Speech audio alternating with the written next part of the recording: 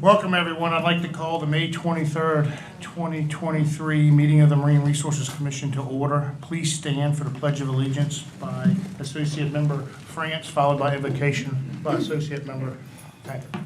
So we turn and face the flag. I pledge allegiance to the flag of the United States of America and to the republic for which it stands, one nation, under God, indivisible, with liberty and justice for all. Let us pray. As we convene the May meeting of the Marine Resources Commission, grant us the wisdom to make decisions based on science and facts. It is our responsibility to be honest stewards of our Commonwealth's natural resources. Continue to give our staff and Marine Police the fortitude to uphold our laws and to serve all citizens of Virginia. For this we pray. Amen. Thank you for that. Welcome, everyone. If you could, please address your ringtones, please. Welcome to our meeting. And before we get started, I'd like to say thank you to Associate Commission Member J.J. Mana for sitting in for me last month. Commission did a great job. I listened into the whole thing. I just couldn't talk.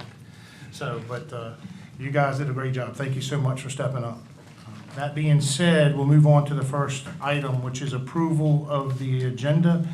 Is there any corrections, deletions, or changes from the commission members or staff to the current agenda? That being said, hearing no. Move to accept. I got a motion to accept, second by J.J. Minor. All approved, say aye. Aye. All opposed? No. All right. Now, move on to the minutes. Is there any corrections, deletions, or changes from the commission members or staff for the April 25th, 2023 commission meeting minutes? Any changes to that? One. Motion to approve. Motion by Mr. Second. Second by Mr. Headley. All those approved, say aye. Aye. Opposed? All right, moving right along. All right, we'll swear in VMRC staff and VIM staff that will be speaking or presenting testimony during this meeting today. I swear to tell the whole truth and nothing but the truth. All right, moving right along. Randy, I think we're on you, right? Chief Owen. Morning, Commissioners. For the benefit of our new council, these are projects that are over $500,000 in cost, are unprotested, have been subject to our standard public interest review. We have no opposition, and under the statute, it requires the Commission's consideration for approval because of the cost. We have two items, beginning with 2A. In Gotteral, request authorization to construct 413 linear feet of riprap sill with 290 cubic yards of clean sand fill and plantings to create a living shoreline at properties on Riverboat Drive along the James River in Chesterfield County. And actually, I'm going to add to what I was just explaining. We also have more recently started, when we serve as the default wetlands board, and this is a case here, Chesterfield has not adopted the ordinance, so there are no subaqueous impacts today. You're acting as the wetlands board, and this has been reviewed by our staff, subject to public interest review. It is a public hearing. We have looked at this with VIMS, and this is, of course, a living shoreline, so we're supporting it. Item 2B, Chesterfield County. This is a subaqueous issue under Chapter 12. I was requesting authorization to construct a 1,085-foot long by 47-foot wide bridge over the James River Oxbow near 251 Henricus Park Road in Chesterfield County. Temporary barges and work trestles will be installed for construction access. We'll recommend approval with a standard time of year restriction for anadromous fishes between February 15th and June 30th. We'll also use the ramp-up procedures, cushion blocks, bubble curtains to mitigate or alleviate or reduce the impacts of the use of the steel hollow pilings in this construction. So we recommend approval for both projects, sir. Thank you. Any questions from the commission? Chief Owen. Thank you, Randy. Is the applicant or representative for any one of these projects here wish to speak on these? No one. All right, is there anyone that wants to speak in opposition of either one of these projects? Going once, going twice, going. That said, matters before the commission. Move to approve page 2 item. Second. Got a motion to approve by Mr. Franson, second by Mr. Minor. All those approve? Aye. All those opposed? Thank you. Thank you, Randy.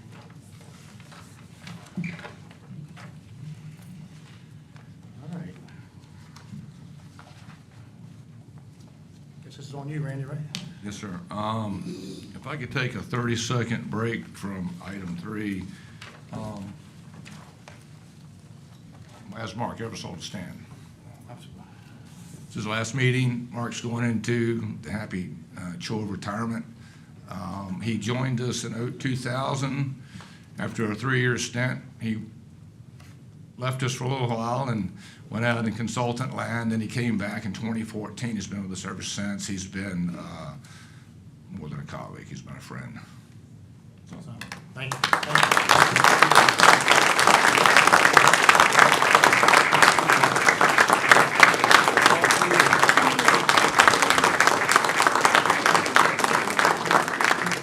It's going to be hard to replace him, for sure. Sir, But, he doesn't want to speak, so we'll leave it. Breakfast yesterday, so. Item 3, again, for the benefit of council, and I don't have it memorized, I think it's 28-2-12-17, I may not have that right, but under the latter section of code, under chapter 12, when we do have unauthorized activities, we have the authority to work directly with the property owner and the contractor for a consent of civil charges for work that has been undertaken. So under item 3A, Bruce Martin is the property owner, is requesting after-the-fact authorization to retain 206 linear feet of riprap revetment installed channelward of the existing bulkhead at 1605 Arnold Circle in Virginia Beach, Lincoln Bay. They have agreed, both the property owner and the contractor, the property owner has agreed to a triple permit fee of $900, and the contractor has agreed to a civil charge of $1,000. I want to add that Mr. McGee, the contractor, is here. He's been extremely cooperative, as has been the property owner. The property owner turned the entire job over, to his agent and to their contractor. Mr. McGee had essentially an employee that always runs down the permits for him, and there was a miscommunication. We have had nothing but good service of Mr. McGee over the years, and so we feel that the minimal civil charge is appropriate here, and he's here to speak to the matter as well. Thank you. Any questions from the commission for Chief Owen? Is the applicant or a representative of the applicant present and wish to speak?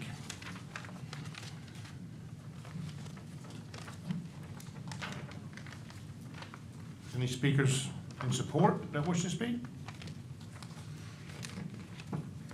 Any speakers in opposition on this project that wish to speak? That being said, matters before the commission. To approve.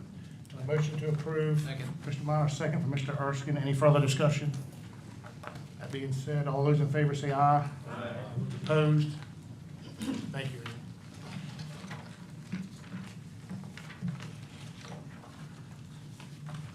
All right, so moving on.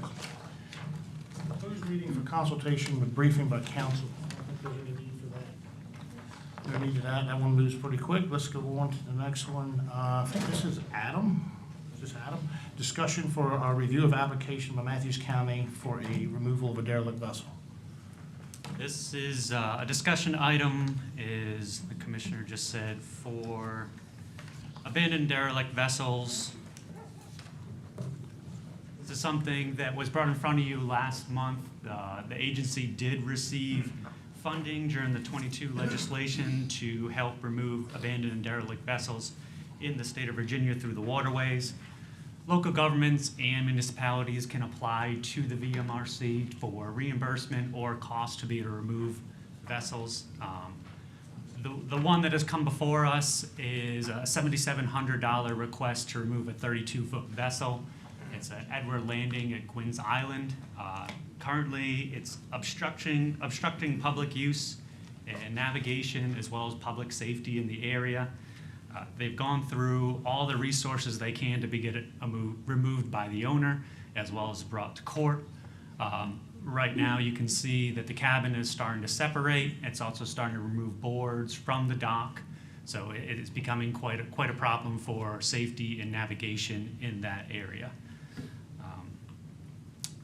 These are items that, although we review the applications internally, the agency does not need approval on the commission to be able to pursue them, but for transparency for this fund, not only to the public, but also to this commission, we feel it's necessary to bring these in front of this commission for their review and information. So although there is no approval needed, a vote of confidence would be good to be able to proceed through these as these applications come in. Thank you, Adam. You're welcome. Any questions from the commission? Mr. Taggart? Well, do you feel confident that the owner of this vessel has done as much as they can to remedy the situation? So this was something that was brought to the Commonwealth attorneys, that was prosecuted. The Matthews County, it went to the fullest extent of the law, and it ends up being a $250 fine. In the end, the owner continued to promise to clean it up, and here we are a year out with empty promises to be able to clean it up, with no real avenues to be able to require him to maneuver. So that's why the municipality, Matthews County, applied for this funding, and that's what it was set aside for the agency to help remove these vessels that all other things have been exhausted. Matthews County does not necessarily have the manpower or means to be able to do this, but with this small amount of funding, they will be able to hire a contractor for disposal and open up that waterway. So all those avenues have been exhausted. Associate Member Branson? Yes, thank you, sir. Chief, the $7,700, does that represent their entire estimate to remove that vessel? Yeah, the breakdown of that is about $6,700 in excavator charges and about $1,000 for dumpster removal. So that's kind of a light breakdown of what that budget looks So like. this is the entire cost of the Absolutely, removal? yep. They'll be able to remove the entire thing Having for that cost. Been involved in salvage business, that seems a little low. Mm-hmm. Is there an opportunity for them to come back later if they have cost overruns? There is. They could reapply for reimbursement if it ends up being a lot more, but they've already gotten the estimates on it, and that's part of the application. So we don't expect them to have to come back, but those avenues are available. Okay, thank you, sir. And I can comment a little bit on this one as well, considering we built this program from scratch and being in law enforcement, dealing with a lot of these derelict vessels. Law enforcement assists all the localities in this until they have exhausted every means possible. And this money was set aside to address the ones that nothing could be done. In this particular area, Middle Peninsula of Virginia, the landfills and stuff are very cooperative in taking stuff, which is considerably lower cost than having to drag it to South Carolina to have it recycled. So therefore, you can get done a little bit cheaper in these areas. Just want to make sure they have an opportunity to come back later if there is a cost overrun of some kind for some reason, like environmental cleanup or something, that they can do that. Yep, absolutely. Mr. Erskine? So that's actually what I had a question about, is who's responsible for the environmental cleanup side of this? For So- something like fuel or other things that are impacting marine The resources? application from Matthews County, there are no known pollutants in the area right now, so whatever there is already dissipated from the application. And that could be something that, is Mr. Branson, if there is something that comes up unexpectedly throughout the removal process, they could apply for those funds. Mr. Erskine? As a follow-up, so it doesn't fall on the owner of the vessel? $200 fee, fine that you said was, As far as my knowledge on this case, that was what the court decided was $250, and that was as far as they could take it. okay, thank you.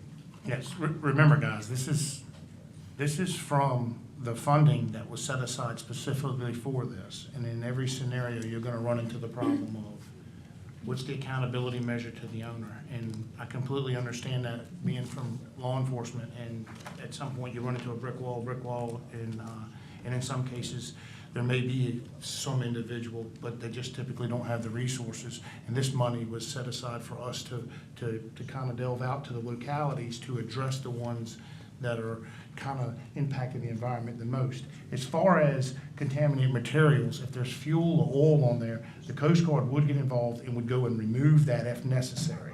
They won't remove the vessel, but they will remove the contaminants from the vessel. And so therefore, if there is known problems with that, we typically call DEQ in, call the Coast Guard in. They have funding to remove that stuff, but they don't have funding to remove the overall vessel itself. Thank you. Any further questions? Thank you, Adam. That being said, is anyone here in support of this project? Anyone in opposition? That being said, matters before the commission. Move to approve staff recommendation. Got a motion to approve from Mr. Minor, staff recommendation. Seconded. Got a second by Mr. Headley. Any further discussion? That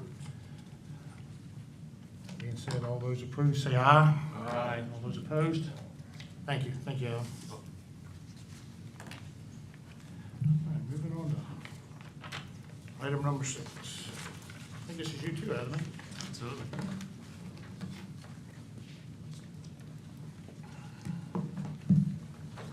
The next item on the agenda is license status review.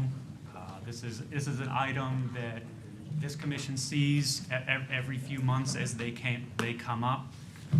Just to set the stage for what you'll see today, we have 9 different cases. They are all similar in nature as they are theft of oysters. Every single case you'll see today has gone to court. It's already been adjudicated, and each individual has already been found guilty. So although the court system finds guilt, they also allow, through the Code of Virginia, this commission the ability to remove licenses. That's where this commission comes into. So all these, because they are theft of oysters, fall under 28.2528. There's a couple different things in here to be noteworthy. Is the commission is required to remove their licenses. There's 2 different things. They can revoke all licenses, as well as fishing privileges. So licenses includes what they currently have, as well as their ability to transfer back into the fishery. Well as fishing privileges is anything else that is on the water. That might be driving the boat, that might be being a call boy, but that does not include land-based operations such as driving a seafood truck or a forklift or something like that. 28.2528 also requires the commission to revoke licenses or privileges for a minimum of 6 months up to a maximum of 5 years. So that's kind of the plate in front as far as how short or how long these things can happen. Any questions before we start seeing these cases? There's 9 of them today. Any questions for me? Proceed. So the first one is the most egregious. We have Mr. Jeremy Parker. The new conviction is theft of oysters. The offense was on August 16, 2022, and it was convicted in court on October 14, 2022. Mr. Parker does have previous convictions with the agency. He's been over quota and harvest limits twice for oysters, as well as a lack of gear license. These are all under Regulation 720, which is pertaining to oysters. This is just a summary of his licenses and permits. You can see what he had in 2022 and what he currently holds in 2023. That includes his commercial registration as well as his oyster user fee.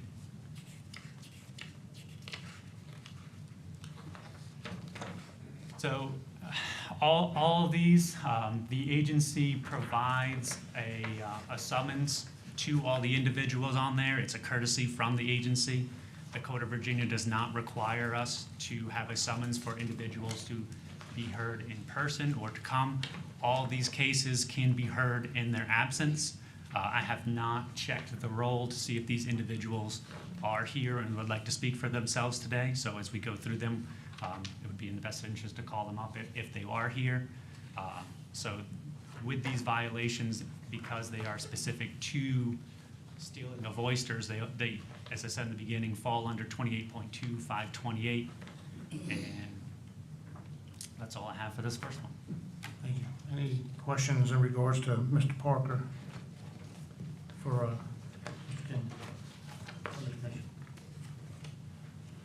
Thank you, Adam. Is Mr. Parker present? Mr. Jeremy Parker?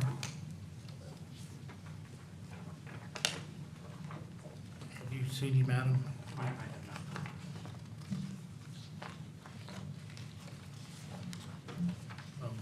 Officer Elliott, can you look out in the lobby, make sure Mr. Parker's not here, please?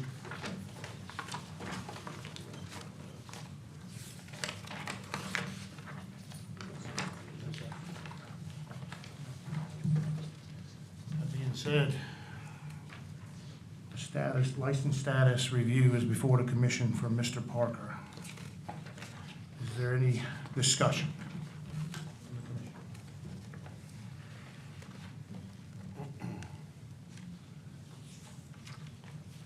Mr. Erskine. So I had maybe a question or an observation. So on the first page of our packet, you have the previous violation of the last 5 years. But looking a little bit further, there are several violations that go back further than that, most of which pertain to oysters. Correct. Okay.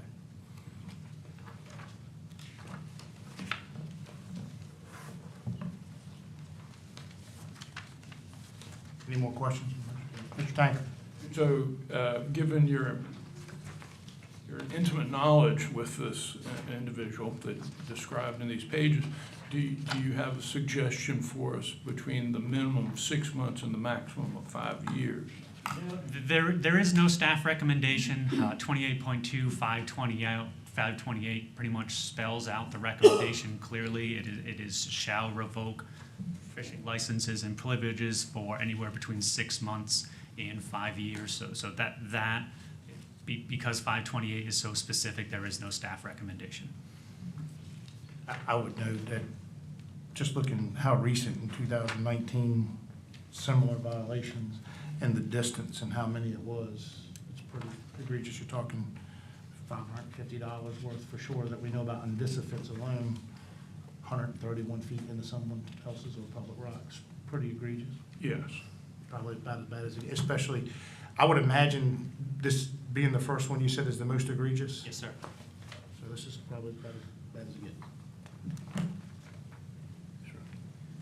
Any questions? Mr. France? If there's no more discussion, I'd be ready to make a motion. Any more discussion? Let's go forward. My motion would be to revoke all oyster privileges for 5 years. Would that include, just a clarification, would that include licenses and privileges up to 5 years from the date of conviction? Correct. I don't, according to code, we don't have a choice. We have to do everything. I second that. Second from Mr. Minor. Got a motion to revoke all licenses and privileges for a period of 5 years from Mr. Parker. I have a second from Mr. Minor. Is there any further discussion? I just want to make sure that's all licenses and privileges, not just oyster license. According to the code section, we don't have a choice. Okay. Yes, shall. This is everything. Privileges too. Excellent. Right, sword and order. Any further discussion? So we have a motion to revoke all privileges, Mr. Branson, And that's from this date, from this date. No, no. conviction date, from today's date. The code does not allow us to do more than 5 years, so the most this commission can do is 5 years from the date of conviction. You can see in the last line of the item in front of you, it says 6 months or maximum 5 years after such conviction, so that's the date of That's adjudication. the clarification I wanted, whether it's the Right. date of We had that conviction, discussion earlier, and I think we did it a different which way. would be before. October 14th, 2022. Sure. Without doing the math, it can be 5 years at the maximum from the conviction date. I know we've operated differently on that, but we'll go I- with staff on that. We did check with council before. Okay, good. Because I know we did it differently. So it's from the conviction in court. All right. Stand corrected on that one. All right, so 5 years from conviction. Got a motion and a second. Any further discussion? Being said, all those in favor say aye. Aye. All those opposed? Motion carries. On to the next one.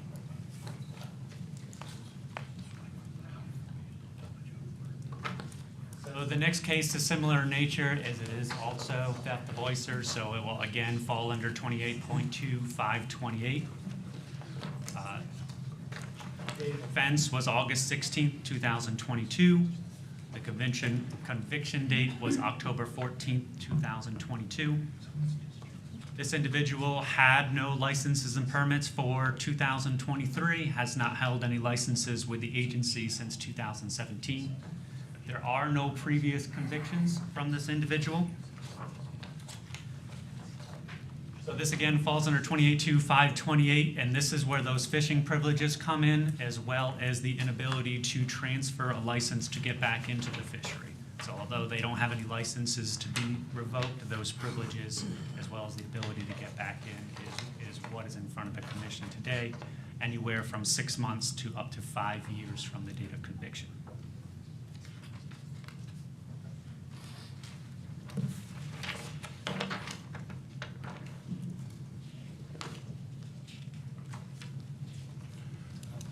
Thank you. Is there any questions from the commission? Richard?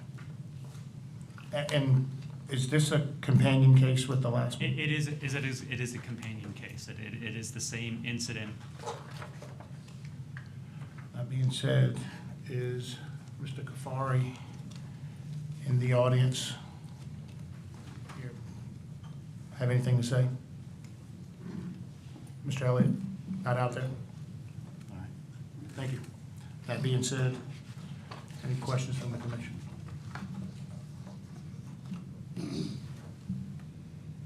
All right. Matters before the commission. Mr. Branson? Yes, sir, I'd move that the commission revoke all licenses and fishing privileges within Commonwealth's tidal waters to take or catch fish, shellfish, marine organisms issued to Mr. Ghaffari, or issue new licenses to Mr. Ghaffari for a minimum of 5 years from the date of his conviction, October 14, 2022. There's a motion for a minimum of 5 years from conviction, revocation for all privileges. Is there any further discussion on that for the commission? The maximum or minimum? That's the max, 5 years is the max. The minimum is 6 months. Mr. Tanker? I'll second Got a second from Mr. Tanker. Any further discussion? That being said, matter before the commission. All those in favor say aye. it. Aye. Those opposed? Matter carries.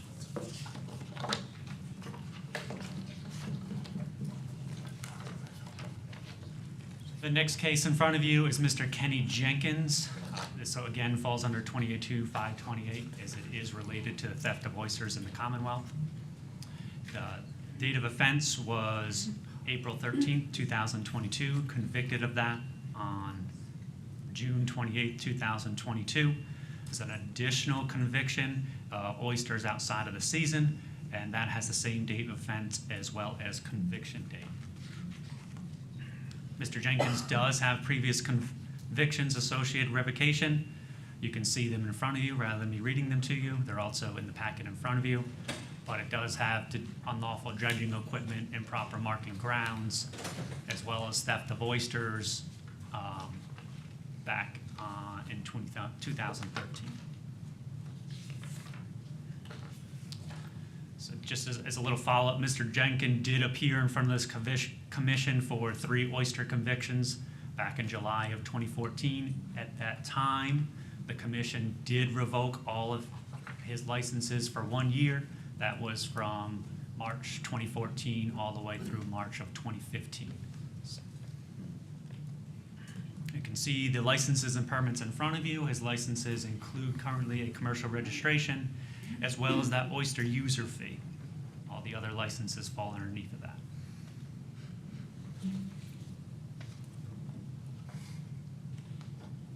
And again, 282528 requires this commission to revoke all licenses and fishing privileges for a minimum of 6 months up to a maximum of 5 years.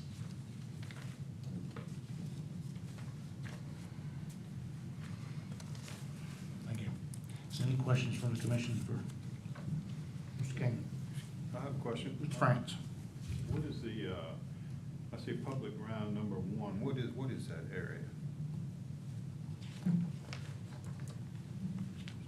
By naming, by name besides public ground number 1 on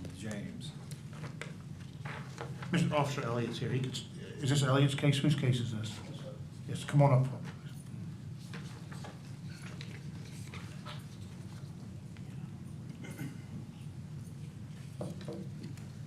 Area number, But you guys, state your name for the record. You're sworn in. You swear to tell the whole truth, nothing but the truth, so help you. State yes, your sir, name. area number one is gonna be, about midway of the James River, in between the James River Bridge and the Warwick River.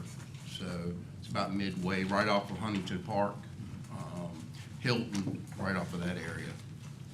All right, thank you, sir. You're welcome. I have one question. What was the distance? He was, I see it's outside the poles. I don't see the distance. It's 295 feet. 295? yes, sir. Thank you.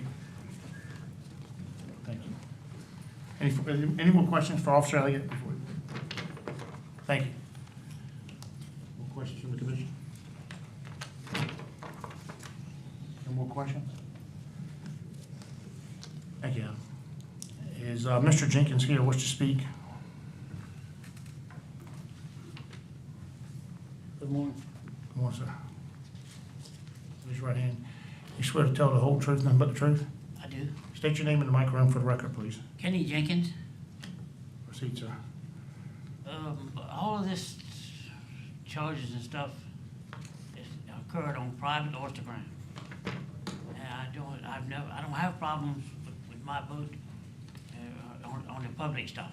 The privates, they don't put the stakes in the right place and what Mr. Elliott just testified to, that morning was about this much of the stake stuck out of the water and they couldn't be seen. The tide was so high that about 2/3 of the stakes, the corner poles was out and you could see them pretty good, but they were a long ways off. But the poles in between was, some of them had only about that much stuck out of the water. And when the sun was up and the gloom on the water, it was impossible to see them. Any questions for Mr. Jenkins from the commission? Mr. France? Do you have any electronic devices that will tell you where these areas are or the markings No. on your boat? You don't? There's an app on the phones, but I don't know how to use that thing. I'm cell phone illiterate. Any more questions from the commission? Mr. Erskine? Mr. Jenkins, how often would you work this piece of ground? At that time, just about every day, if the weather permitted.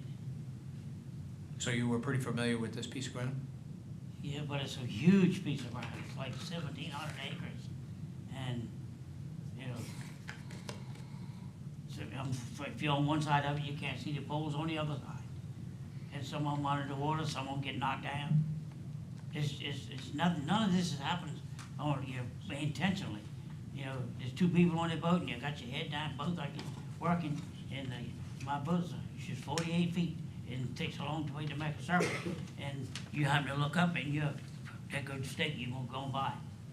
Accidents. Thank you. Mr. Tankard? On 2013, you also had some issues.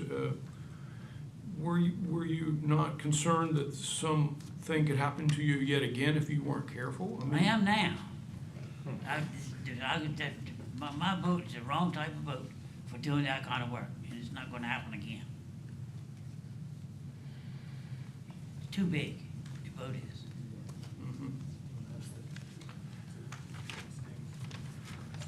Officer Elliott, can you proceed back up here, please? Associate Member Minor has a question for you. Yeah, from you being out there, is what he's saying is true? Sometimes you can see the stakes or you can't see them, or? That's possible, but it's his sole responsibility to make sure he can see them before he starts working. Gotcha. You know, so, but yes, sir, that is possible. Okay. Question? Mr. France? Yes, officer? Stay right here. Excuse me, what time of day was this, the violation? It was early morning, sir, approximately 8:30, I believe, in the morning. Because low tide was at 5:35 that day, high tide was 11:34. Early morning, you weren't at high tide. No, sir. And it was slack tide as well, so she was perfectly calm. I got a picture on my phone, taking that same moment, and you did all the time. 2 or 3 poles up and that much underwater. Any comment, officer, on the positioning of the poles or the height of the poles? I don't have any. Locate the grounds using the markers required? Yes, sir. Good.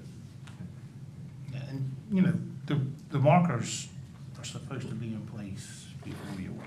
So, I mean, I get it, that they're supposed to be extend 4 feet above the water, placards on the corners, and if they're not, you're not supposed to be working. Any more questions? Mr. France? Yes, this is from Mr. Jenkins. How many times have you approximately worked this ground? Off and on for 5, 6 years. 5, 6 years. Thank you.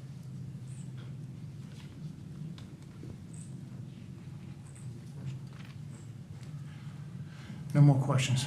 Thank you.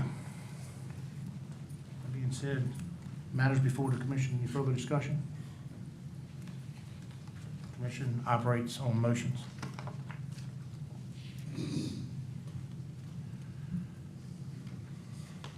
I'll make a motion. Mr. France? Yes, 2 years revocation, 3 years probation. Following the 2 years of revocation. 2 years revocation. Got a motion for 2 years of revocation followed by 3 years of probation from the date of conviction from Mr. France. Clarification on that, is that 2 years from the conviction date or 2 years from this commission meeting?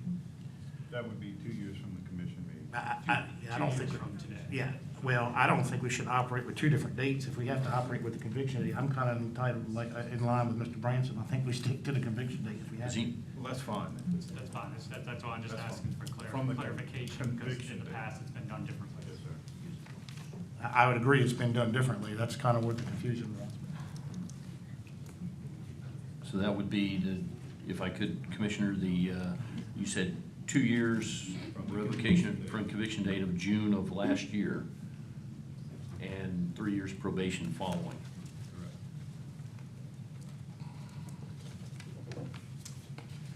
2 years from conviction date, 3 years probation, all privileges, licenses, with the orders of the Commonwealth, title orders of the Commonwealth. The motion, is there a second? Any further discussion?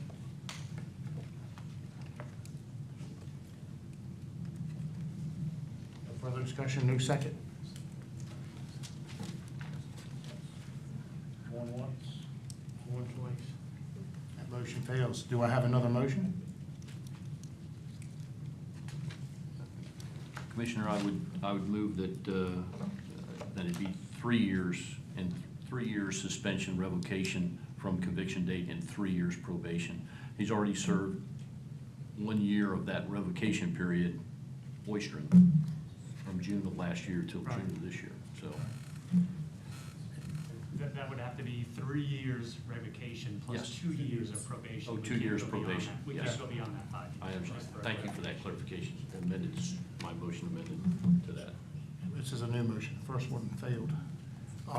Motion is 3 years, 2 years probation. Do I have a second? Second. I got a second from Mr. France. Any discussion? Any further discussion?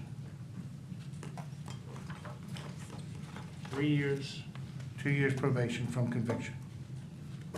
Being said, no further discussion. All those in favor say aye. Aye. All those opposed? Motion carries. Thank you, sir.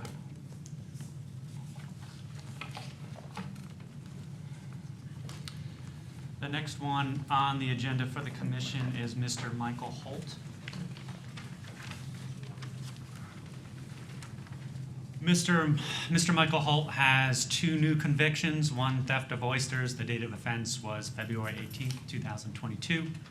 Conviction date, October 17th, 2022. This is actually Officer David Townsend, as well as having a scrape in an unauthorized area, same date of offense, same date of conviction. Summary of licenses and permits. The only one he has purchased this year is his commercial registration license.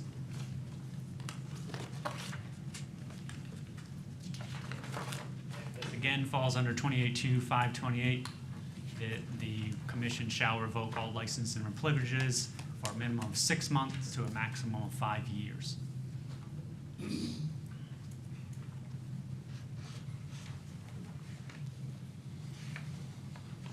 Thank you. Any questions for Mr. Kenyon from the commission? Mr. Hadley? It says theft of oysters, and having a scrape in an unauthorized area. Where and how many? Officer Townsend, please come forward.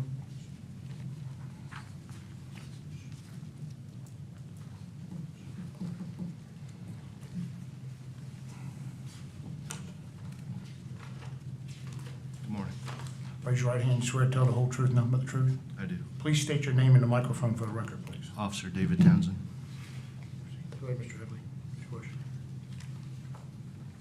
This offense occurred in Middlesex County. This was on the Rappahannock River in Area 5 in the Oyster Sanctuary Reef. The total bushels on board that particular day were 16 bushels of oysters that were harvested from the Oyster Sanctuary.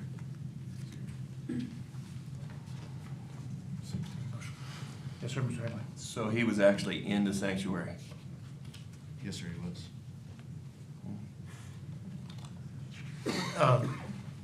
Officer Townsend, what was the distance? Do you remember?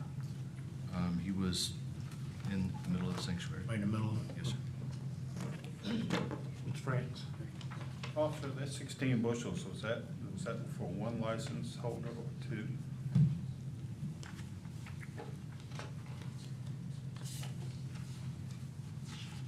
That was for one license. Thank you, sir.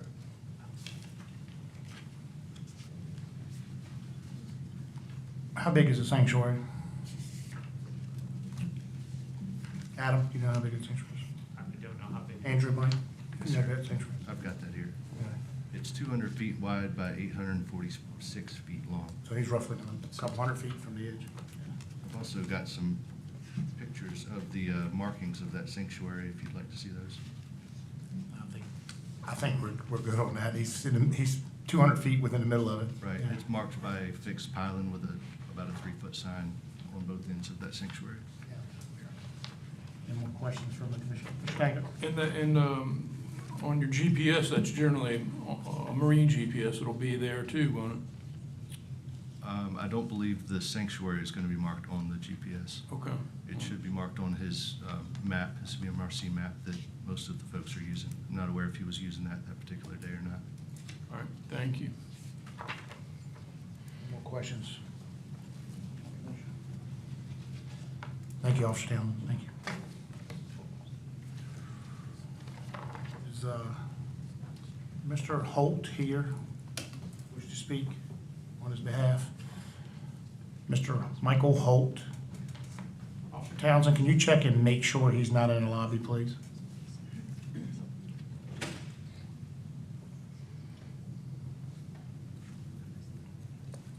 He is not here. I do believe he is incarcerated at this time. Imagine that. Imagine that. All right, that being said, matters before the commission. Mr. Hadley. I got a question. He was the only one on the boat with 16 bushels of oysters in a sanctuary, correct? No, sir, there was a second individual on board, Cameron Philpott. Yeah, he's gonna come up in a bit. Catch two, just two. So, that being said, matters before the commission. Mr. Tankard. I move that we revoke Mr. Holt's licenses and privileges, fishing privileges for 5 years. A second. Got a motion for 5 years for Mr. Tankard, a second for Mr. Headley. Is there any further discussion? 5 years privileges and licenses. No further discussion. All those in favor say aye. Aye. All those opposed? Thank you. Moving right along. So next one on the agenda is a companion case. This is for Mr. Daniel Carr. You'll you'll see the convictions are very similar. Theft of oysters, date of offense, again, February 18th, 2022. Date of conviction was December 5th, 2022 from Officer David Townsend, as well as having a scrape in an unauthorized area, same date of offense, same conviction. 2023 licenses and permits, the original licenses and permits. He was not able to purchase them this year because he did not clear his compliance issues. You can see previous convictions at the bottom of the page, back in 2018 for culling tolerance. Again, because it's theft of oysters, this falls under 28.2-528. And the commission shall revoke licenses and fishing privileges for a minimum of 6 months up to a maximum of 5 years. Any questions from the commission on Mr. Kenyon about Mr. Carr? Ms. Kellum? Yes, Adam, could you let us know the amount of oysters in this particular case in the area? It's the same case from the last one. It would be the same case, it would be It 60. is. I think the next two are on the boat with them the same time. Correct, yeah. Okay, thank you.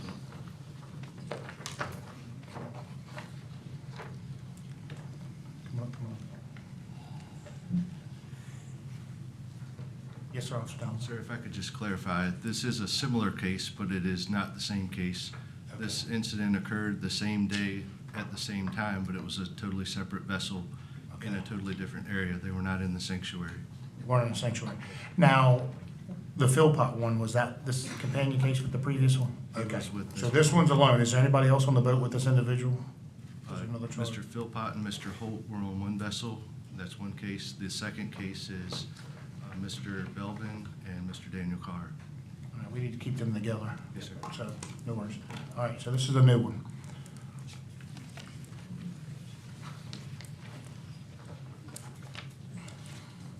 See the same thing. Any more questions? Information? Right here.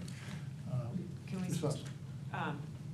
since this is a new case, can you say where it was? Yeah, you need to stay up here. If you're gonna, throw in the mic and walk away, stay up here, officer.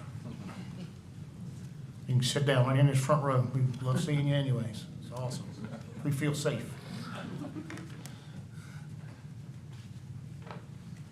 Just to clarify, we are talking about the Carr and Belvin case, correct? Carr, talking specifically Carr right now, yes. This was on unassigned ground, just inshore of Area 5 on the Rappahannock River. It was in the vicinity of the Oyster Sanctuary Reef. However, he was approximately 360 feet off of the public Area 5 ground that was open that day. How many oysters did they have on? They had 9 bushels on board. 2 people on it. Mr. Hadley? What time of morning?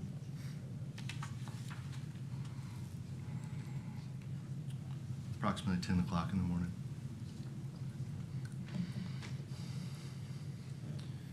Any more questions? Mr. France? Yes, officer, both people on the boat have licenses.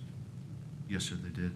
Just a correction, sir, that time was actually 8 o'clock to 10 o'clock was the time that I was with those individuals. The time that they were off the ground was 8 o'clock on February 18th. Any more questions? Mr. Hadley? You said they were inside of Area 5? Yes, sir. Was Area 5 even open? Yes, sir.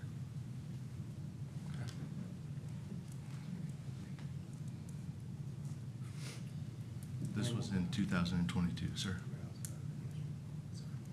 2022, okay. Any more questions for the officer? Don't want to wait too far, you sit right there. All right, any questions from the commission for Mr. Kenyon or the officer? Is Mr. Carr present, wish to speak? Raise your right hand. You swear to tell the whole truth and nothing but the truth, so help you God? Yes, sir. State your name for the record and the mic. Daniel Carr. Proceed. It was blowing a gale that day, and I just could not turn the boat. and it was inexperienced as a new captain, and the sanctuary wasn't marked. I didn't have the VMRC app up or anything, and I had to keep going straight. Questions for Mr. Carter from the commission? And I've served 27 days in jail for this. We ain't got him. Yes, I have a question. Mr. Taylor? So you're saying you're new to oyster dredging? New as a captain. You know, I was always a call boy. And it was blowing. I shouldn't even have went out that day, but I did. And I just could not safely turn the boat around.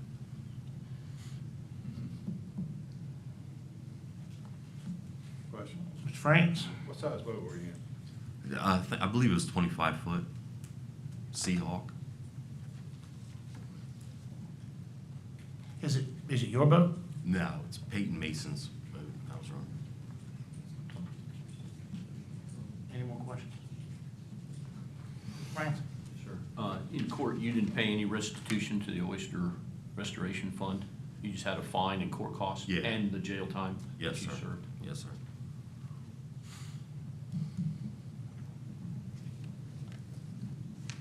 No questions?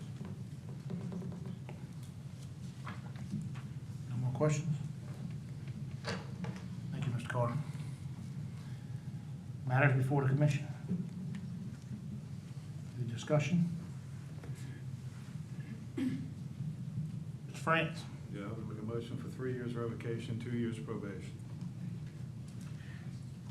3 years. Time of conviction. All right, I have a motion for 3 years revocation, 2 years probation from conviction. I'll second that. Second it from Mr. Tanker. Any further discussion on the matter?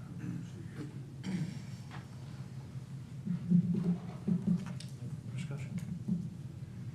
Are that being? Commissioner. Yes, sir, Mr. Erskine. So I understand what the gentleman's testified, and I appreciate him coming down here today. It seems like he's just being honest about, what took place. Maybe he's new to, captaining and those kind of things.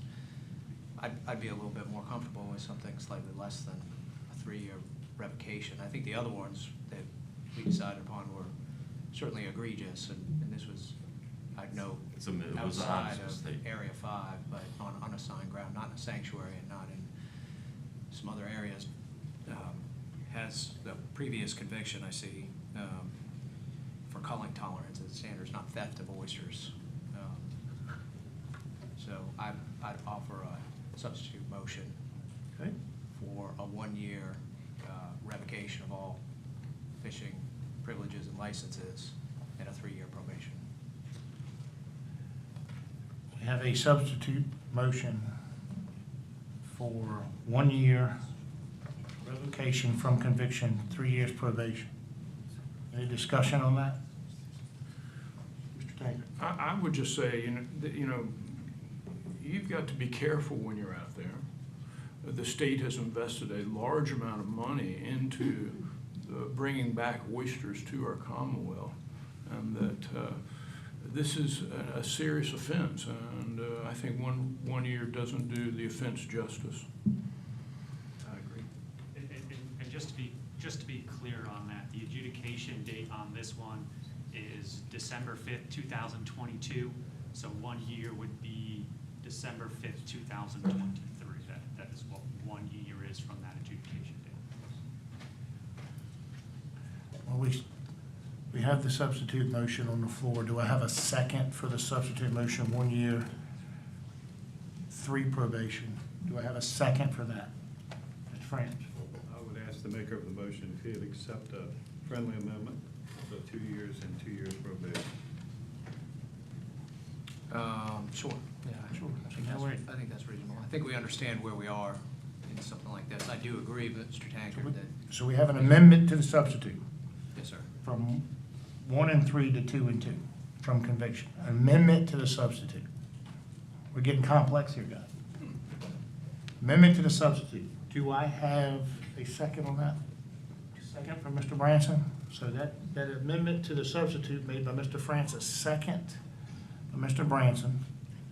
Any further discussion? 2 and 2. Pretty sure we've established what that means. From conviction, 2 years revocation, all privileges and license, 2 years probation. Well, that being said, all those in favor say aye. Aye. All those opposed? Motion carried. Thank you.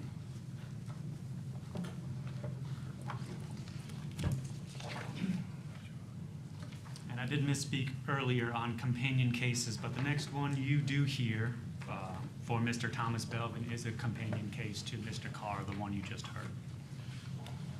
So this is new conviction. Date of offense is February 18th, 2022. Date of conviction, December 5th, 2022. Again, Officer David Townsend. Can see licenses in 2022 as well as 2023. This year it holds a commercial registration as well as that Oyster user fee. He has no previous convictions in the last 5 years. Again, falls under 28-528. The commission shall revoke all licenses and fishing privileges for a minimum of 6 months to a maximum of 5 years from the date of conviction. And this is companion to the last one we just heard. Yes, to Mr. Carr.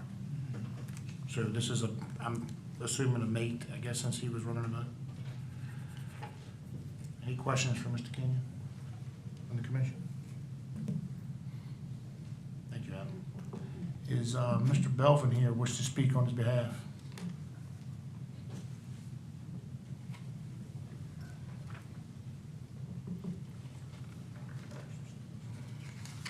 Good morning, sir. Come on, raise your right hand. You swear to tell the whole truth, nothing but the truth, so help you God? Yes, sir. State your name for the record and the microphone. Thomas C. Belvin. Proceed. Well, like Dan said, that morning it was kind of rough, and Dan was a greenhorn captain. And the boat I was originally working on had a mechanical problem. I had actually good to work with Dan.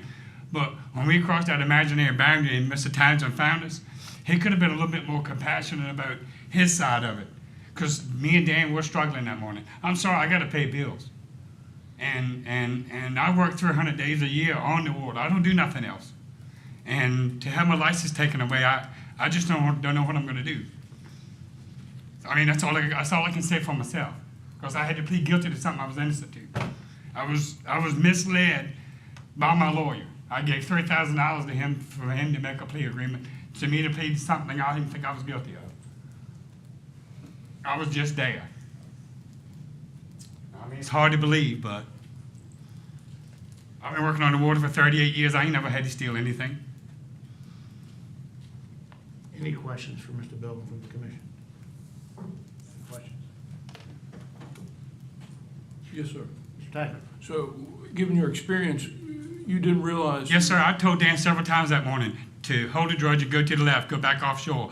And the way the wind was, it just kept blowing us towards that line. And when Mr. Townsend found us, I wouldn't have thought we was as far as he said it was, because he went by his GPS, not ours. Yes, There was a whole lot could have been argued at court that wasn't argued at court. I mean, I don't want to argue with y'all here today. That's not why I came. I came to defend myself. We're not trying the case. That's right. I understand that too. But my lawyer didn't want to try it neither. So I got to throw myself at y'all's mercy. And would you state one more time how many years you've done this? And Since 1986 as a source of income. And have you had any convictions since 1986? Nope, none. Mrs. Kellum? Yes, how often had you worked with Mr. Carr? Was this a The boat I was working on had a mechanical problem and the engine failed. And I don't know, 3 weeks to maybe a month. I worked with Dan. The other guy I was working with, and like I said, the motor come to pieces in the boat. He had to go to work with somebody else, and so did I. Dan was what I found. Thank you, ma'am. Any more questions? Thank you, Mr. Belvin. Thank you, sir. Matters before the commission. Any discussion? Mr. France? Yeah, I think this commission has always worked with more responsibility falling on the captain of the vessel than the mates. And in this case, seeing the previous record where there's no violations, I would move for 2 years probation. Don't we have to suspend it for 6 Yeah, months? we don't have a choice on the. But if we do it, That is correct, because it is theft of oysters.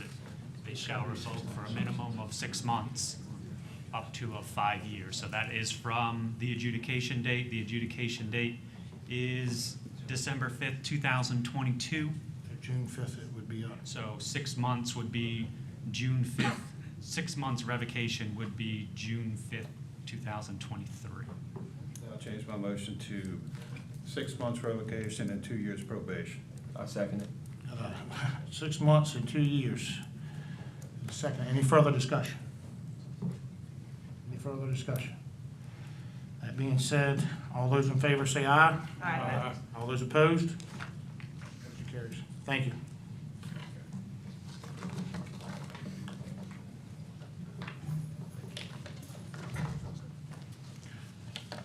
So a little bit about out of order, but the next one for Mr. Cameron Philpott is a companion case to one that you heard earlier from Mr. Max Holt.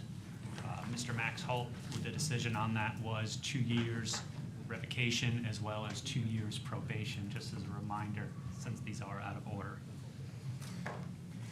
New convictions on Mr. Philpott was a theft of oysters on February 18th, 2022. Date of conviction, May 2nd, 2022. Again, Officer David Townsend.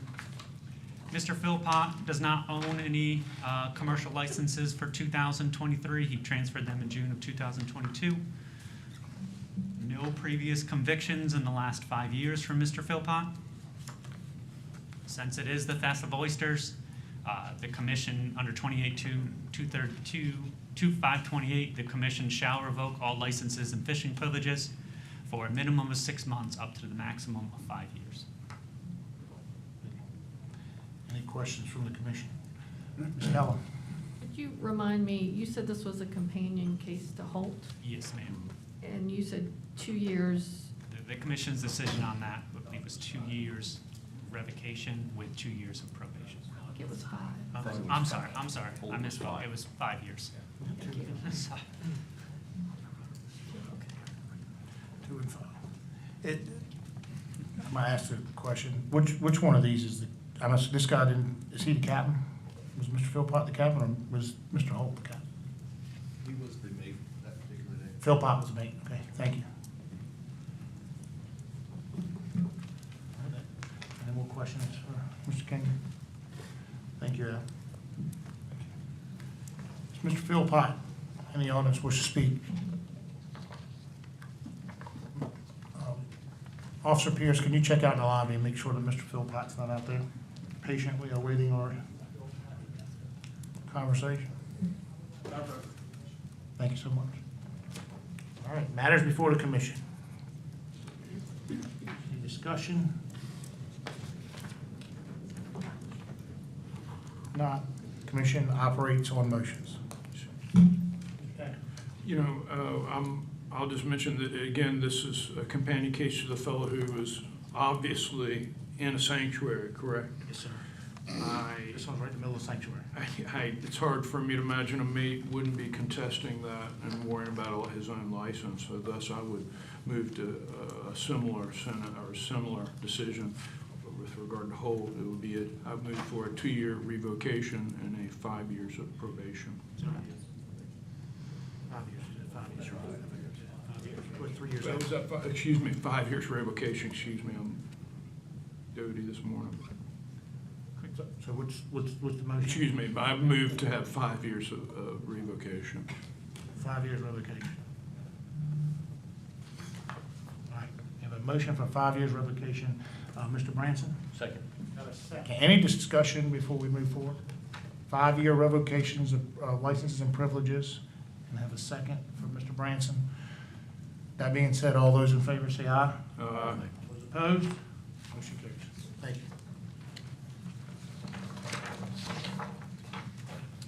It's my understanding that the next 2 on the agenda are both companion cases. Whose cases are these?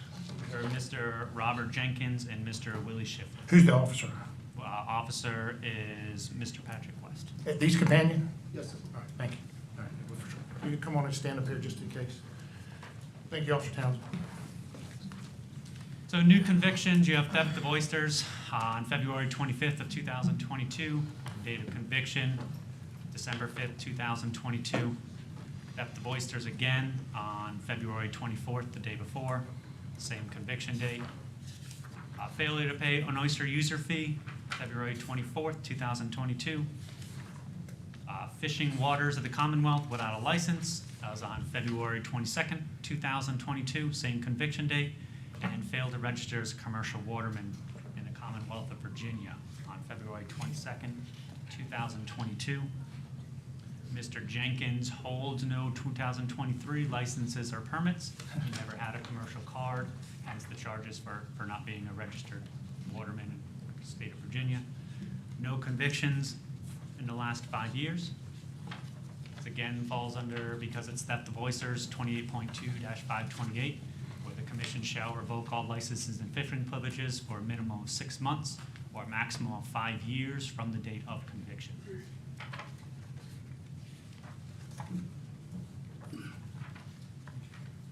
Now, we're on Mr. Jenkins. Is he the operator or the mate?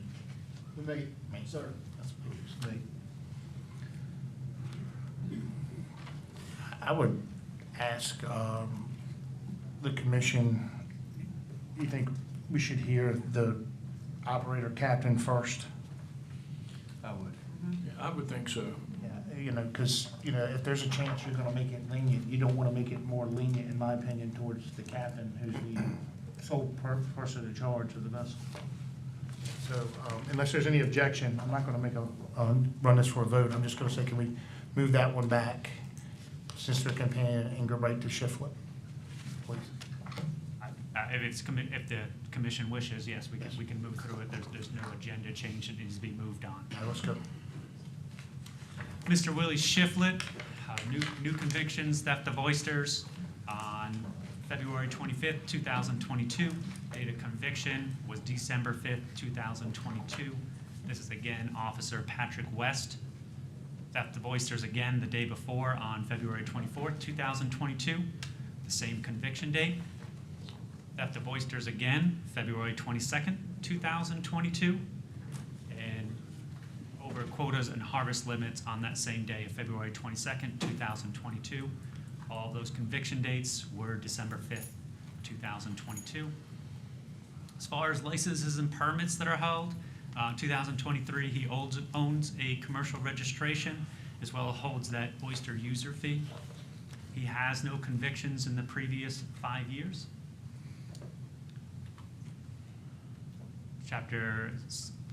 Code section 28.2.528 requires the commission shall revoke licenses and fishing privileges for a minimum of 6 months for a maximum of 5 years from the conviction date.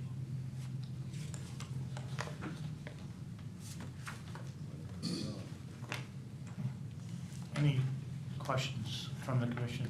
I go. Mr. Headley? On the previous screen on the bottom of it, did I see where he is currently on probation? Yes, Mr. Shiflett is currently on a 2-year probation from mandatory harsh reporting. He did fail to report from June or July of 2022 because of this failure report and ignoring letters and messages from the Commonwealth. He was put on 2 years probation for mandatory harsh reporting.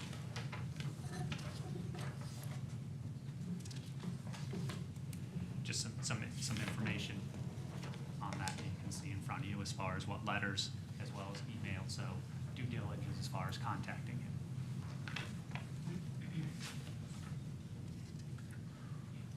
Mr. Taggart? Could you give us a little more circumstance to the theft, where, location, and any other details you think pertinent? Officer West? Raise your right hand. You swear to tell the whole truth and nothing but the truth, so help you God? Yes, sir. State your name and the microphone for the record, please. Officer Patrick West. Proceed.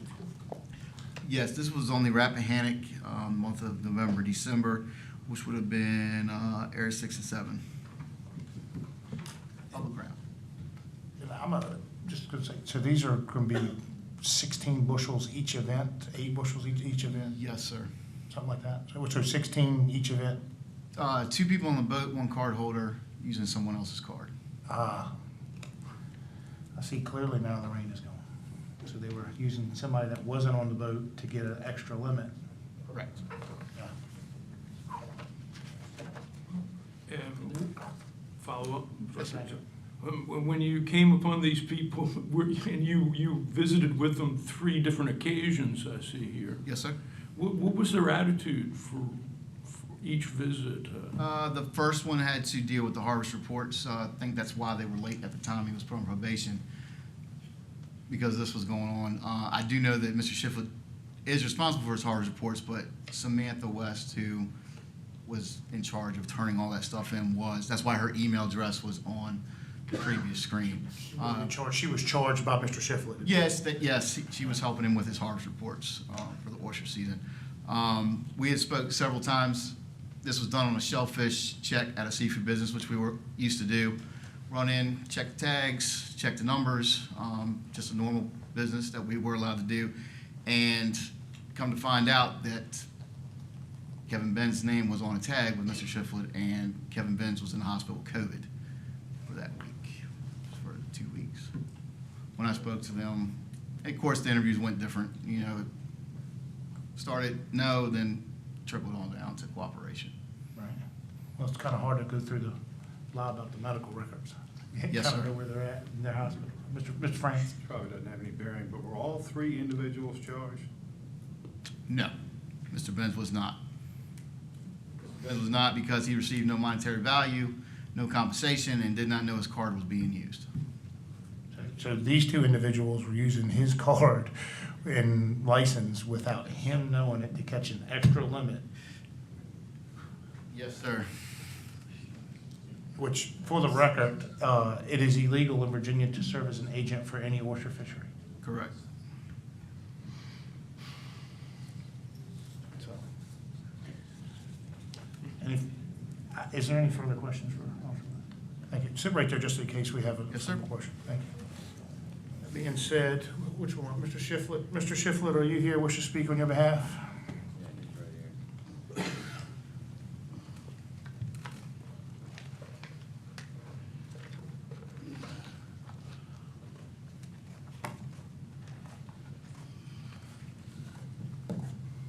Yes, sir. You raise your right hand. Do you swear to tell the whole truth, nothing but the truth, so help you God? I do. State your name for the record, please. Willie Jonathan Shiflett, 3167. Proceed.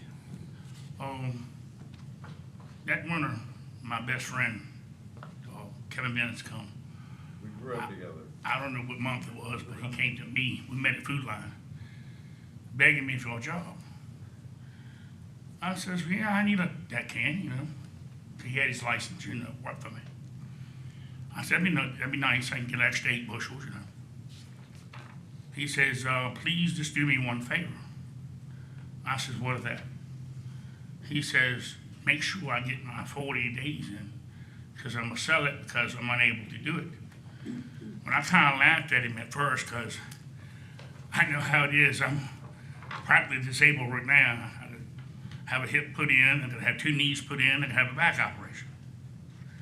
I got bills, got a family, I got a spouse. This home is almost in bad shape as I am.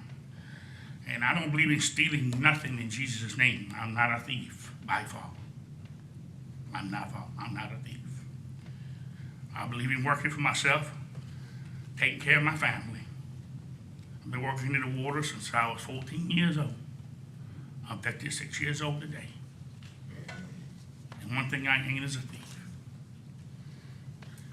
So therefore, going on with this conversation, we worked together, me and him, we growed up together, we've been friends all our life. And I promised him that he would have enough time on his card so he could sell it. I meant my word. And got down to the last day that he worked for me. Practically he had to land in a cabin that day all day long. He felt so bad. But he knew I needed the money to support my family. He carried it on, and you know, until we got him like 16 bushels when we came in. And, he was out of it, I'm not gonna lie to you, he was out of it really bad. He had the COVID pneumonia, my best friend almost died on me. But, the last words he looked at me and told me, he says, make sure, he said, I think I got about 3 more days left. And you helped me out, put my name on the card. He says, and I appreciate that. And, he says he kind of remembered it, but he, you know what I'm saying? Because he was so in bad shape that day with the COVID pneumonia. And I told him, I says, I'll do what I can. Because I thought in my heart, like if I give you permission to pick up that glass of water, you can do it. You know, I mean, we're working together, we're friends. I don't do nothing wrong. I believe in doing everything right, even in the public area. In the public area, everybody on my boat has got a color stick in hand. And that's my law. I want it right, I don't want it wrong.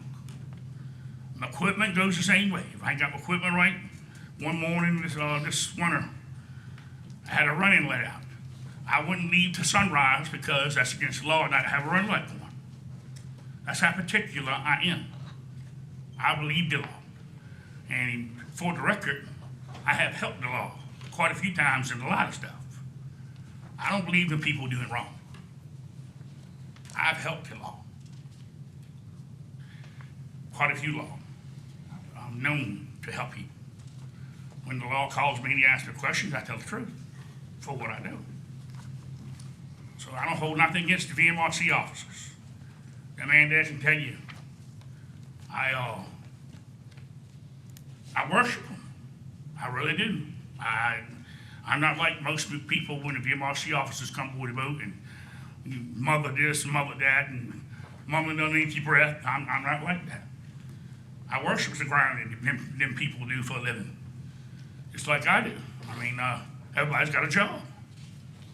But for the damn, I'm not gonna lie to you.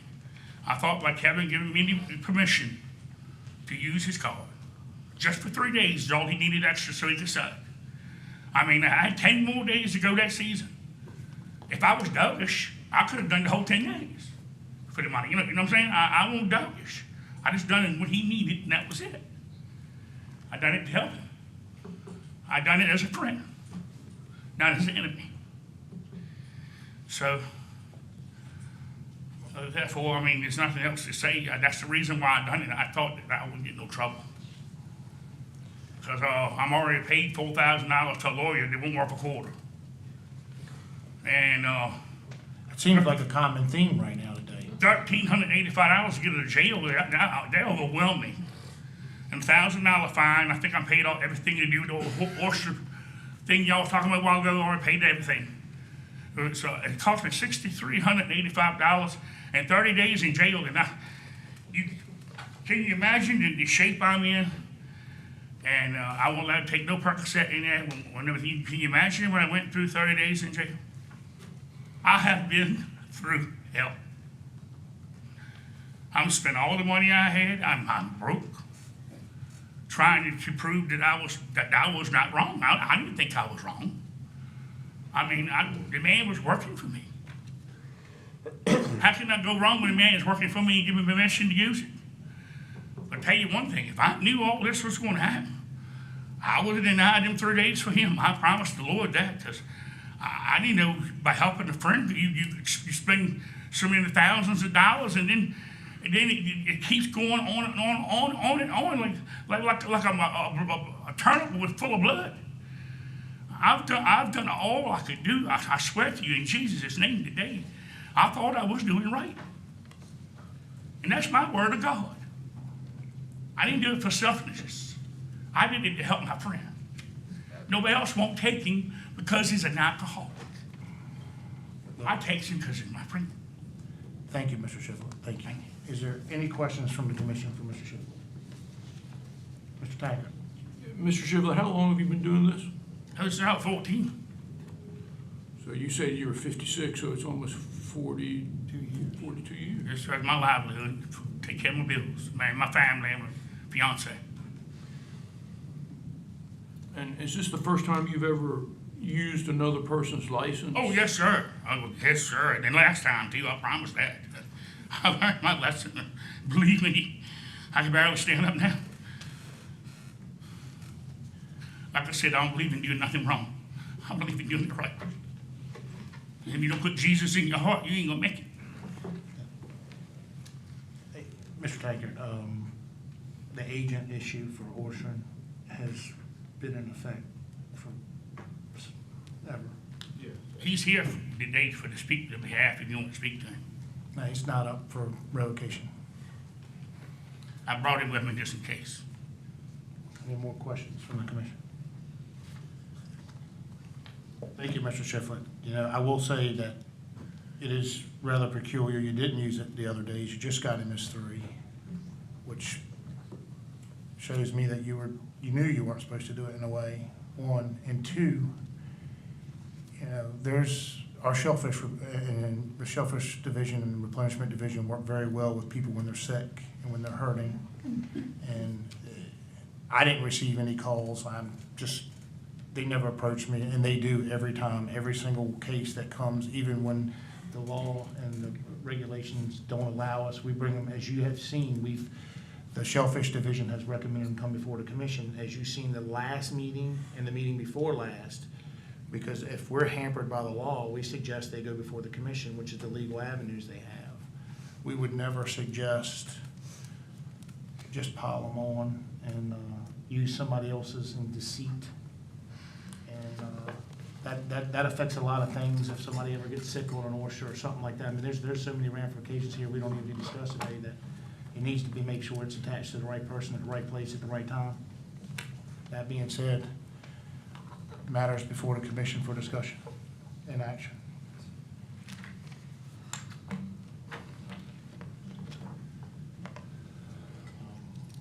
I have a motion? You operate on motions.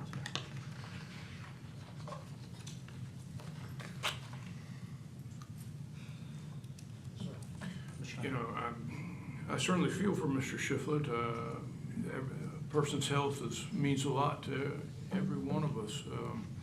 However, I haven't done this as long as he has. And as you mentioned, Commissioner, we've never had a time when anyone has been able to use another's license to gain more bushels or to participate in a fishery to make sure that a person fulfills the needs of the commission's days on the water. I don't see any other thing to do but go with a 5-year revocation of his licenses, all licenses. Is this a motion for 5 years? Motion for 5 years for Mr. Tanker. Any further? 5 years revocation and suspension of all privileges. Mr. France? Yes, and I would agree with Mr. Tankard here. I think when you get into the field of falsifying, documents and user fees, cards or whatever, that's something that can't be taken very lightly at all. We need to set a precedent right now that this can't be done in this fishery. So I will second this motion. We have a motion and a second for 5 years revocation of all privileges and licenses. Any further discussion?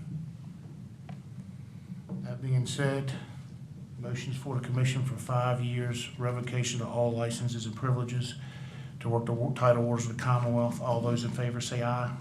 Aye. All those opposed? Motion carries. Thank you, Mr. Shiflett. So what am I gonna have to do for work now?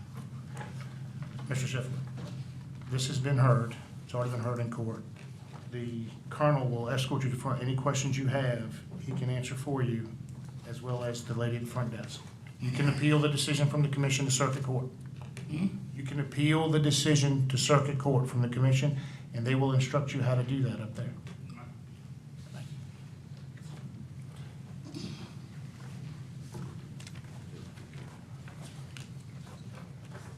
And I will circle back to the previous case, which is the companion case. So,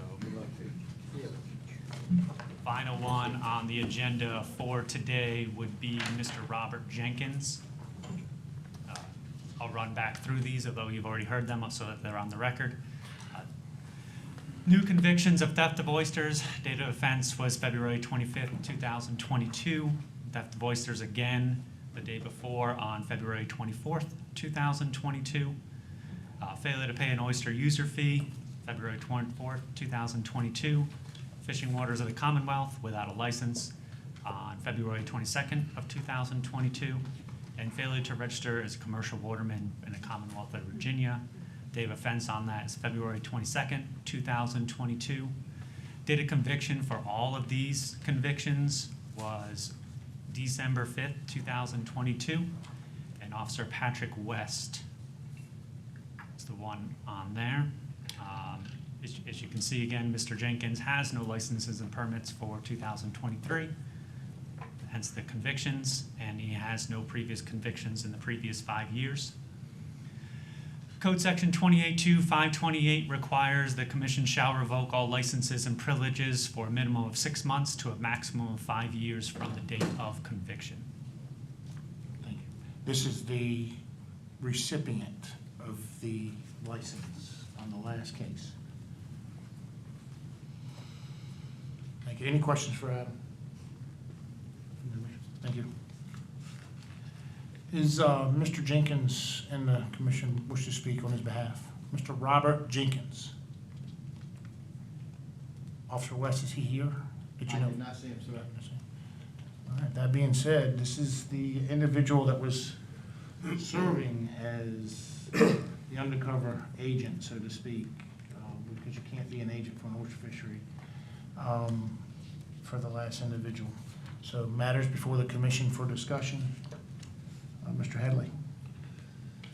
Since Mr. Jenkins doesn't have any license, nor has ever had any, what are we doing? So Just keeping him from getting them in the future? It takes his privileges too. He can't even, he won't be able to cull on a boat. He won't cull crabs, won't be able to dump crabs, can't run a boat, can't fish gill nets with anybody.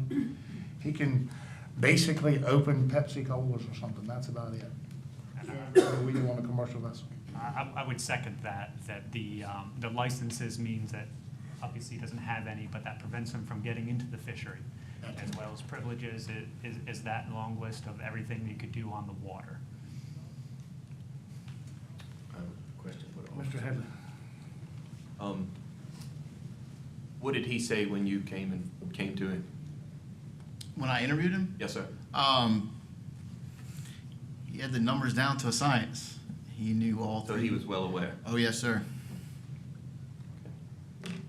He was serving as Mr. Benz, basically, to a certain extent, Yes, sir. quoting all the MRC numbers, I'm assuming. and He actually spit them out for me verbatim as soon as I interviewed him. It's like a lotto machine. Mr. Tankett. So he was prepared to falsify yet again, straight face-to-face with you? Yes, sir. Yeah, 'cause he knew all the numbers, knew, yeah, yes, sir. Okay. Thank you so much. Yep. Mr. Headley. I'd be willing to make a motion Yes, sir. for 5 years of revocation. Motion for 5 years revocation of privileges and licenses, seconded by Mr. Bonner. Any further discussion? All those in favor say aye. Aye. All those opposed? Thank you. Thank you, Officer West. Thank you. That's it, right? That is the last one that I have.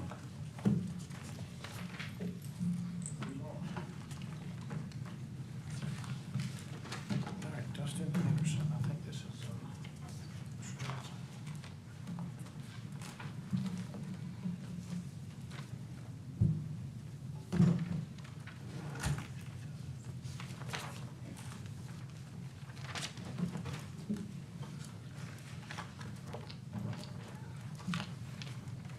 Good morning.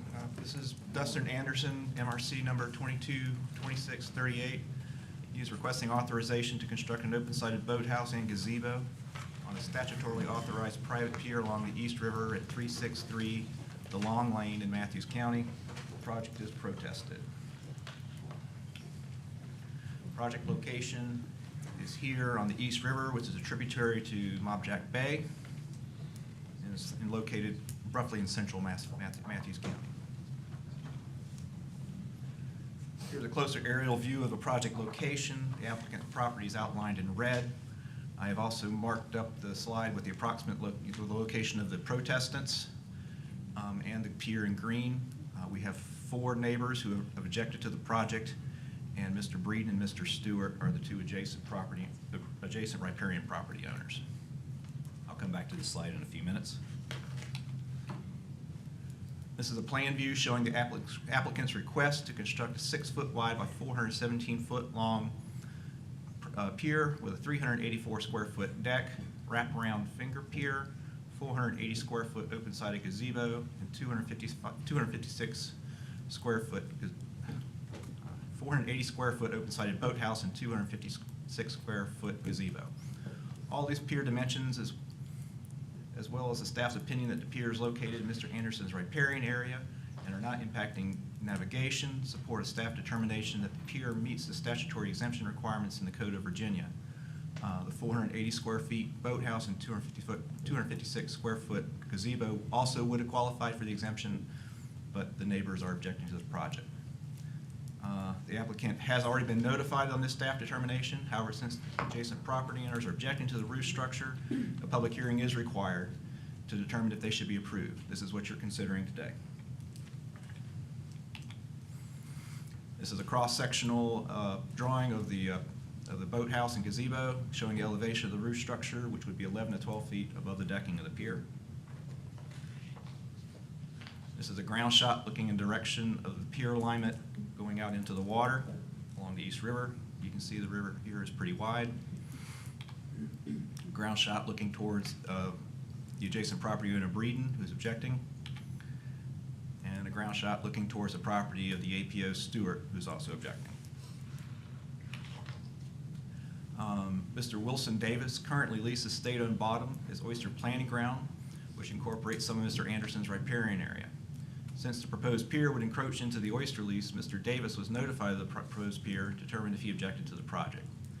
Mr. Davis did submit a letter of objection, but in that letter he did admit that the bottom was not commercially productive, which was verified through mandatory harvest reports. Since the bottom is not commercially productive, per Title 28.2-630, staff concluded that the pier, but not the roof structures, was still statutorily authorized. All right. In this slide, again, I've marked up the properties of all the protestants. As you can see, Mr. Breeden and Stewart are the adjacent riparian property owners. Since they are objecting to the roof structures, a public hearing is required for those. In addition, 2 other neighbors are objecting, the Richardson and Jordinger. Even though they did not originally have standing to object to the roof structures, as they were not adjacent riparian property owners to Mr. Anderson, because the Stewarts and Breedings are objecting, their comments are now part of the public record for this hearing. All of Mr. Anderson's neighbors have indicated objection to the boathouse and gazebo as an eyesore and impacts to the view shed. There were also concerns with notification of the neighbors by the agency, but staff did follow proper notification procedures and ran a legal ad in the local newspaper as well. In Mr. Breeden's letter of objection, he also cited impairment of riparian rights in his letter, impairment of his riparian rights if the pier would be constructed. The applicant did submit a detailed survey of the shoreline and offshore bathymetry, and this was done by Waterfront Consulting. Review of this survey shows not only the pier to be within Mr. Anderson's extended property lines, but offshore bathymetry supports the idea that this pier is probably in his riparian area as well.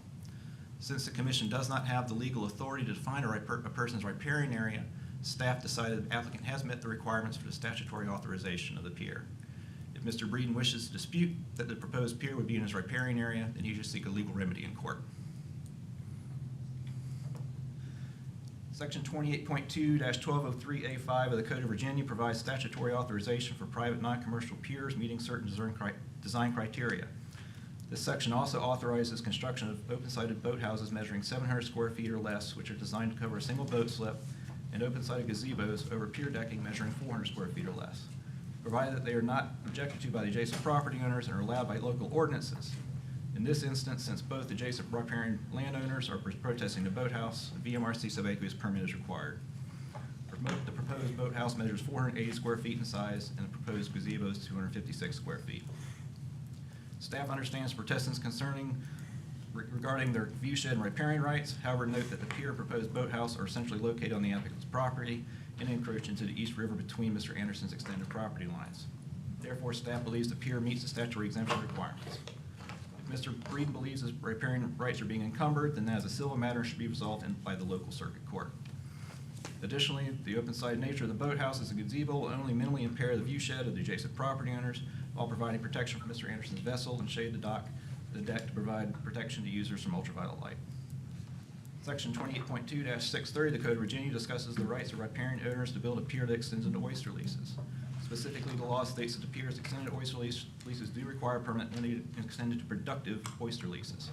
However, since the leaseholder has stated the lease is not commercially productive, which has been verified by VMRC mandatory reporting program, then the pier is statutorily authorized pursuant to Section 28.2-1203A5 of the Code of Virginia.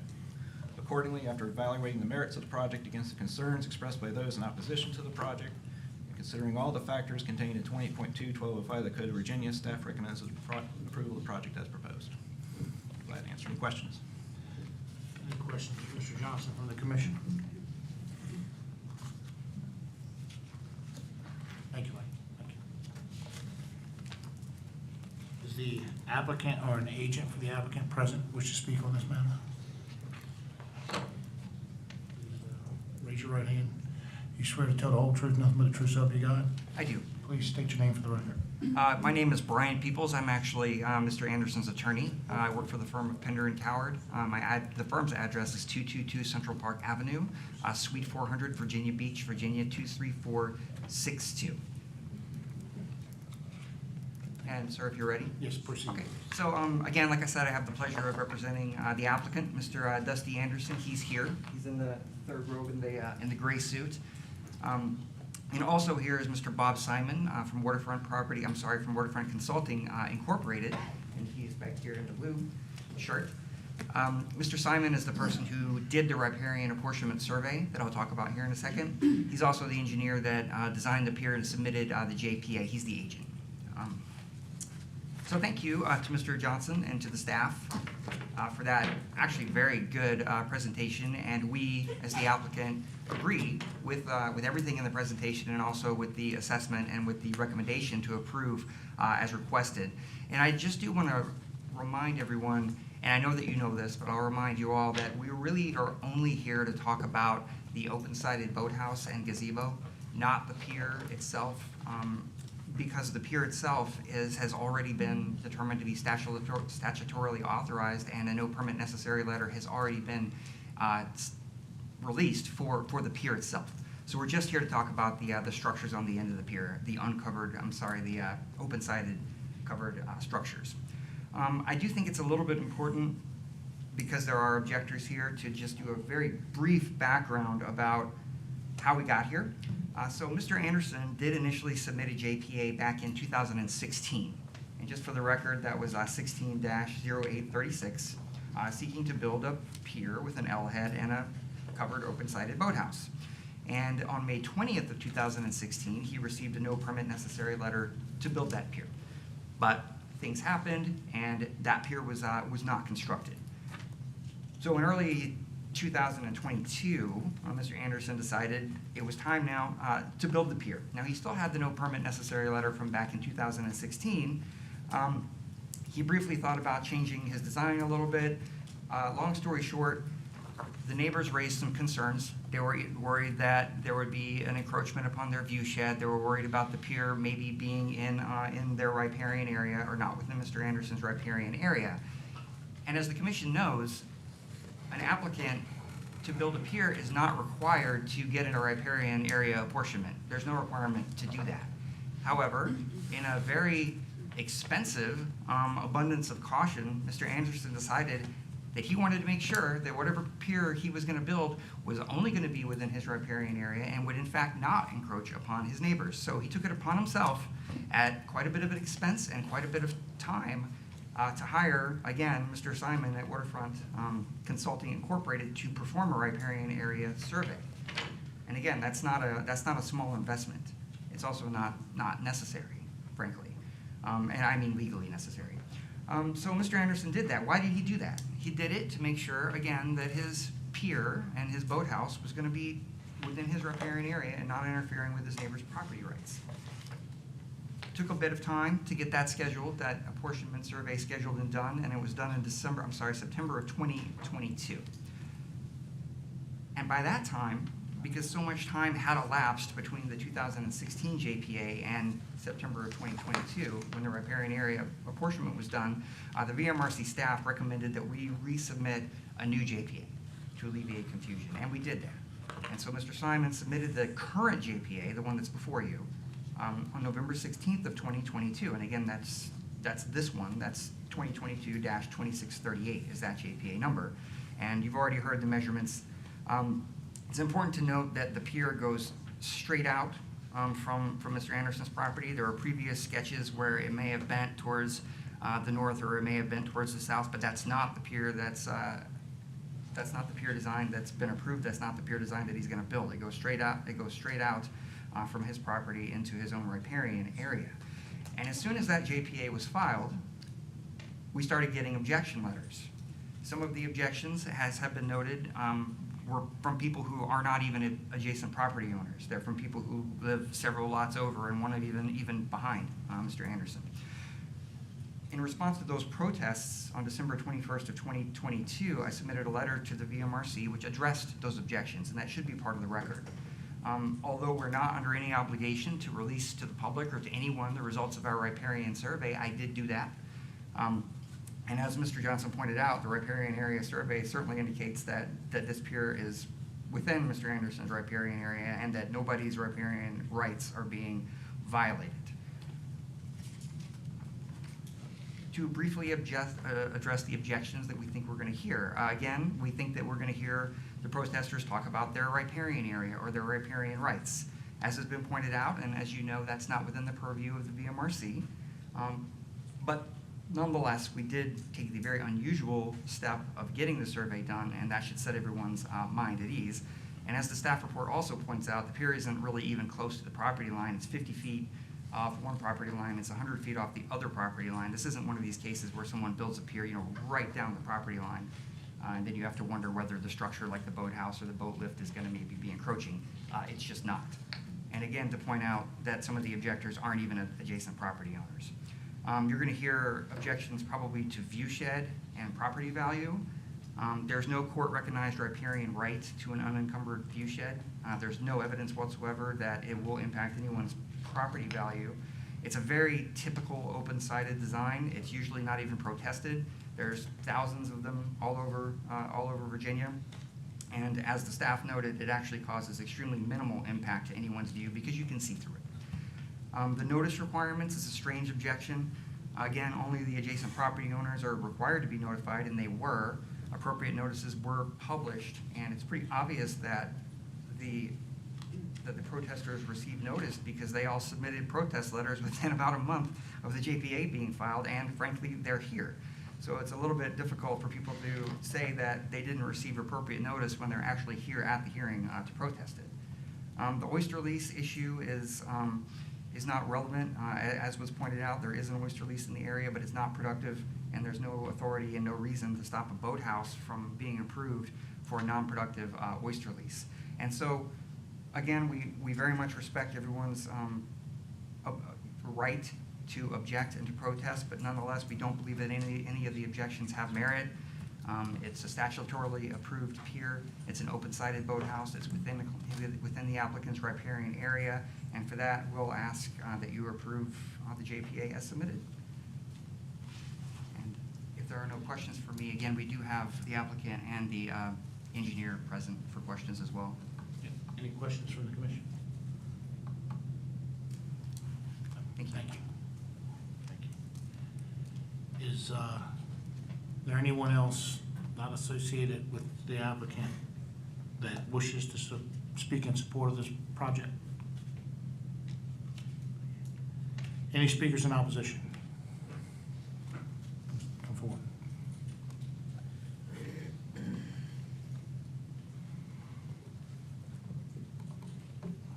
Raise your right hand. You swear to tell the whole truth, nothing but the truth, so help you God? I do. State your name for the record, please, in the microphone. My name is Dan Jordanger. Good morning, Commission, Council. Appreciate the opportunity to address you. may say up front that I am a lawyer, or I'm a member of the Virginia Bar. I am retired from the practice, withdrew from my law firm. I'm not practicing law. I'm not here representing anyone, any of the objectors. I'm not representing myself. As the statement goes, any lawyer who represents himself as an idiot for a client. So I am here as one of the neighbors who is not an adjacent landowner, but would be affected by construction of the project.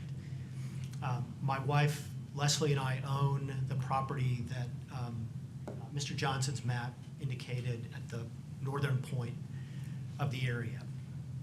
And we do believe that we would be negatively affected by the project, and we submitted written comments to the commission addressing our objections.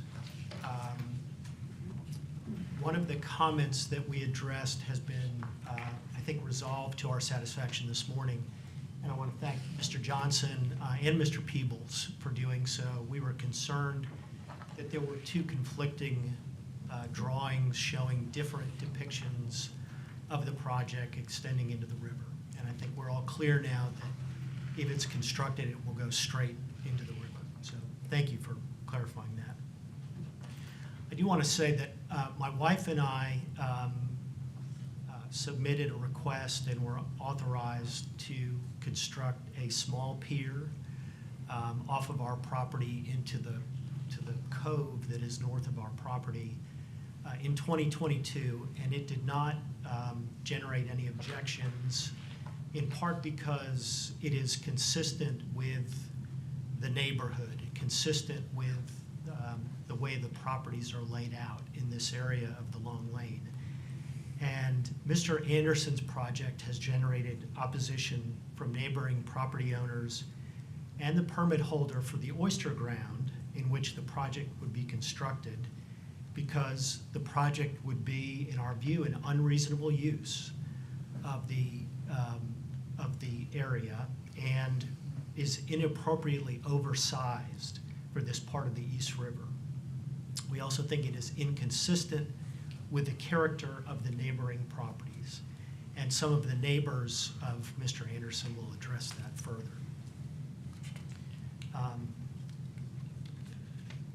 I think with that and having the drawing issue resolved, I will close just by saying again, thank you for the opportunity to speak, and I would respectfully request that the commission deny Mr. Anderson's project.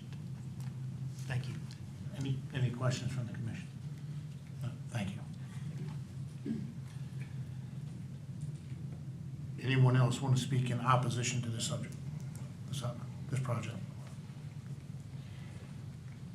Now, for the sake of time, please tell me something that I haven't already heard if you can. Raise your right hand, please.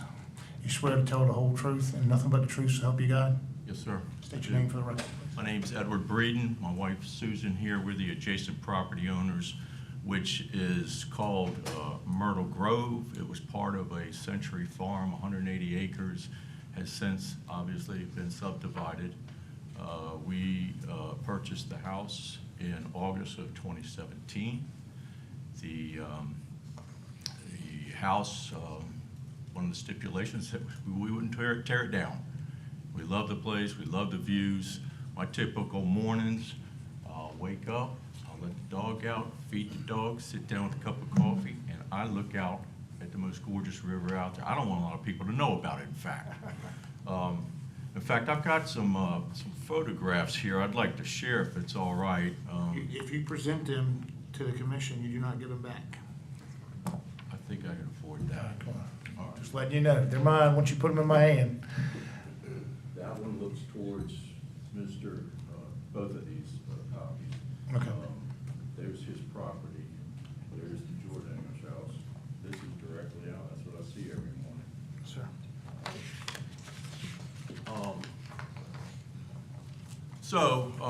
Purchased house in August 2017.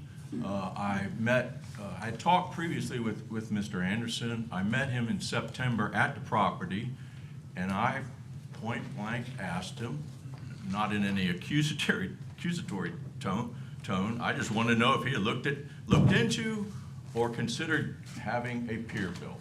He said no. Well, February 2018, as I was making an application through the JPA process with VMRC to put a mooring ball out there for a small boat, I found out not only had he looked into, he had applied and gotten the letter. So I immediately called VMRC. I spoke with Mr. Johnson to voice my objections, thinking that it interfered with my riparian rights. It does march down the side of our property, as you see in the diagrams there, blocking me from deeper waters. I called the Corps of Engineers, I called Matthews County, and I called Mr. Anderson and talked with them. And he said he didn't have time to look at it, he wasn't really interested in doing it, and so it kind of went by the wayside. But as neighbors will do, you ask how you doing, but I had this on my mind. I wanted to know what was going on with this pier, because we use that property, we live down there full-time. We use it for fishing, we use kayaks, sail.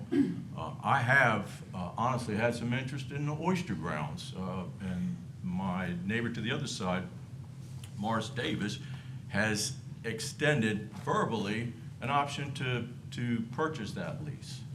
And I know the oysters are doing, I believe, a tremendous good to filtering the water, and I'd like to sort of revive what's out there. Whether I go out there and, you know, get a license, as apparently it's necessary to do to harvest these things, I don't know. But anyway, again, that's our history. We love it, the community, the view. We've got great neighbors. Now that we know which drawing we're talking about, I did some numbers this morning, and based on what's statutorily allowed and what the drawings show, those numbers don't line up. And I believe not only does the roof exceed that 700, but also the platform, almost twice the number. The 250, it's 528. Maybe the numbers on the drawings are wrong, but it can coincide with all of them that have been thus far submitted. So again, you can imagine my surprise when I was told there was no pier application, to find that there was a 1.5-foot length pier. Look at that. My house is that little tiny white dot to the southwest there. It does impinge on the view. The previous application was even using my property to step off onto his pier. So I believe that this does radically alter the character of the neighborhood. You've heard that. And I would ask, with consideration, if not Mr. Davis, somebody consider revoking this pier head and the construction on it. It's a house that's put out in the middle of the river. So as you can see from those photographs, I mean, imagine it marching 3/4 of the way across that page, because that's what's happening there. I thank you for hearing my time. Hope you'll consider it. Thank you. Thank you. Any questions for the speaker? Thank you, sir. Any other speakers? Come forward.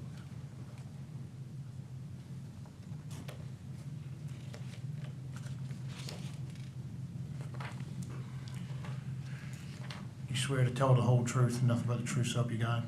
Yes, sir. Please state your name in the microphone for the record. Good morning. My name is Elizabeth Davis Stewart. I have with me letters from my cousins, who are some of the other objectors mentioned. One being my cousin Wilson Morris Davis, the leaseholder of the oyster grounds, as well as my cousin Jenny. I do appreciate that we did get clarity on which site was being considered. That was definitely a downside, as we didn't know which one the VMRC was considering. My cousin Morris asks that it be considered that Mr. Anderson's project could not only damage and kill oysters, but also at risk would be the seagrass that grows on the sandbar in that section of the river. While he does not commercially harvest his oysters at the time being, he would still like to have that be a future consideration. I, with my cousin Jenny, like I said, was very concerned about the dueling site plans that we were asked to consider. There are definitely other options in the area. There's a marina right around the corner if he's worried about putting his boat up. Like Mr. Breeden said, this is an eyesore. This is a huge house being built out at the end of a pier for a view that we all want to enjoy, as well as use of the water. We all want to be advantaged by being waterfront property owners, not just Mr. Anderson. Thank you. You want to submit them comments for the record? Be happy to. Please bring them forward. Thank you.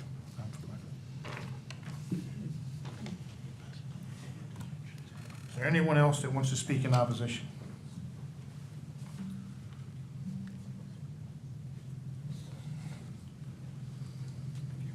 Thank you.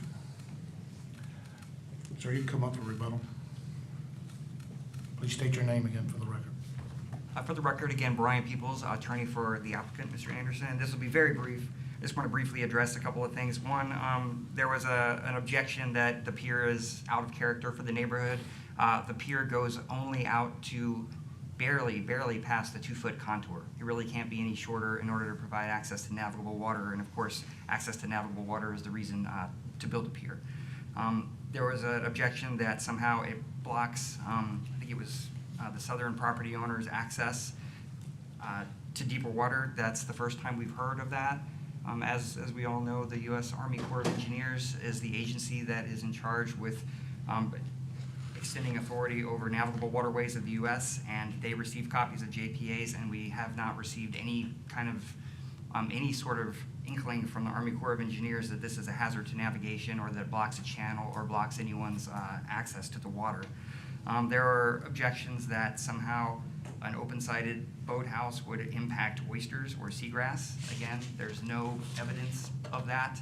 That has not been a determination that has been made, and frankly, I don't really see how a pier that's on pilings and an open-sided boathouse can impact seagrass. Of course, there's some impact to seagrass, but that hasn't been, with some coverings, but that hasn't been a factor here. And the square footage that was presented is correct. It's in the JPA, and if there's any questions about that, Mr. Simon can verify it. And I believe that concludes my comments, if there are no questions. Thank you. Any questions? Mr. Tanker. So, so you've got two different structures, obviously, here, the gazebo and the boathouse, correct? That's right. And the gazebo what is the use of the gazebo, just so I understand? He's a waterfront property owner. And so I understand the boathouse, but the gazebo, I have a hard time understanding the need. I don't know if need is the right word, but Your Honor, it's just, or Your Honor, I'm sorry, Mr. That's what I call him too, so it's all good. But it's just a nice amenity to have. And let me not speak to that, and let me ask either Mr. Simon or Mr. Anderson to, if they would answer that question about specifically the gazebo.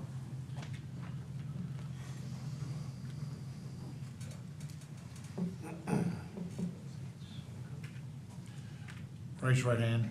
You swear to tell the whole truth and the truth, so help you God? Yes, sir. Please state your name for the record in the microphone. Robert Simon, Waterfront Consulting. I've been doing this business now for permitting for 40 years, and I have permitted many a boathouse. We get ones that are objected to every year. And within the last several years, VMRC started allowing gazebos to be built over the decks of the piers. Provides shade, provides protection from the ultraviolet from the sun if you want to go out there and be able to enjoy the pier. And so what we've done in this case is we've not gone to the 400 square foot, which you can go up to on a gazebo. We said, why don't you just cover a portion of the pier? If you want to have shade out at the end of the pier, you're fishing, you're crabbing, you're doing whatever to enjoy the amenity of the pier or the access to the water at the end.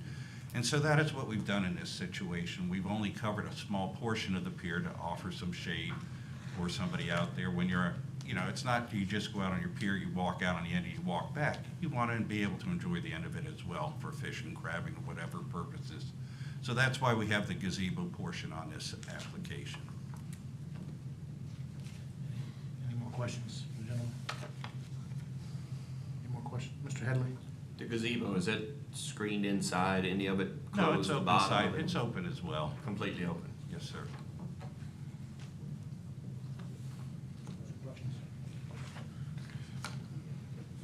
See the wheels turning, Mr. Tankard. See the wheels turn. Well, so this gazebo is not, we would call, I think, years ago, this is not a water-dependent structure, correct? I would call it water dependent in the fact that if you're going out on the end of your pier to enjoy it with your kids, your grandkids, to fish out there, you want to be able to provide some area of shade. So for being able to use the pier and have protection from the sun to fish, crab at the end of your pier.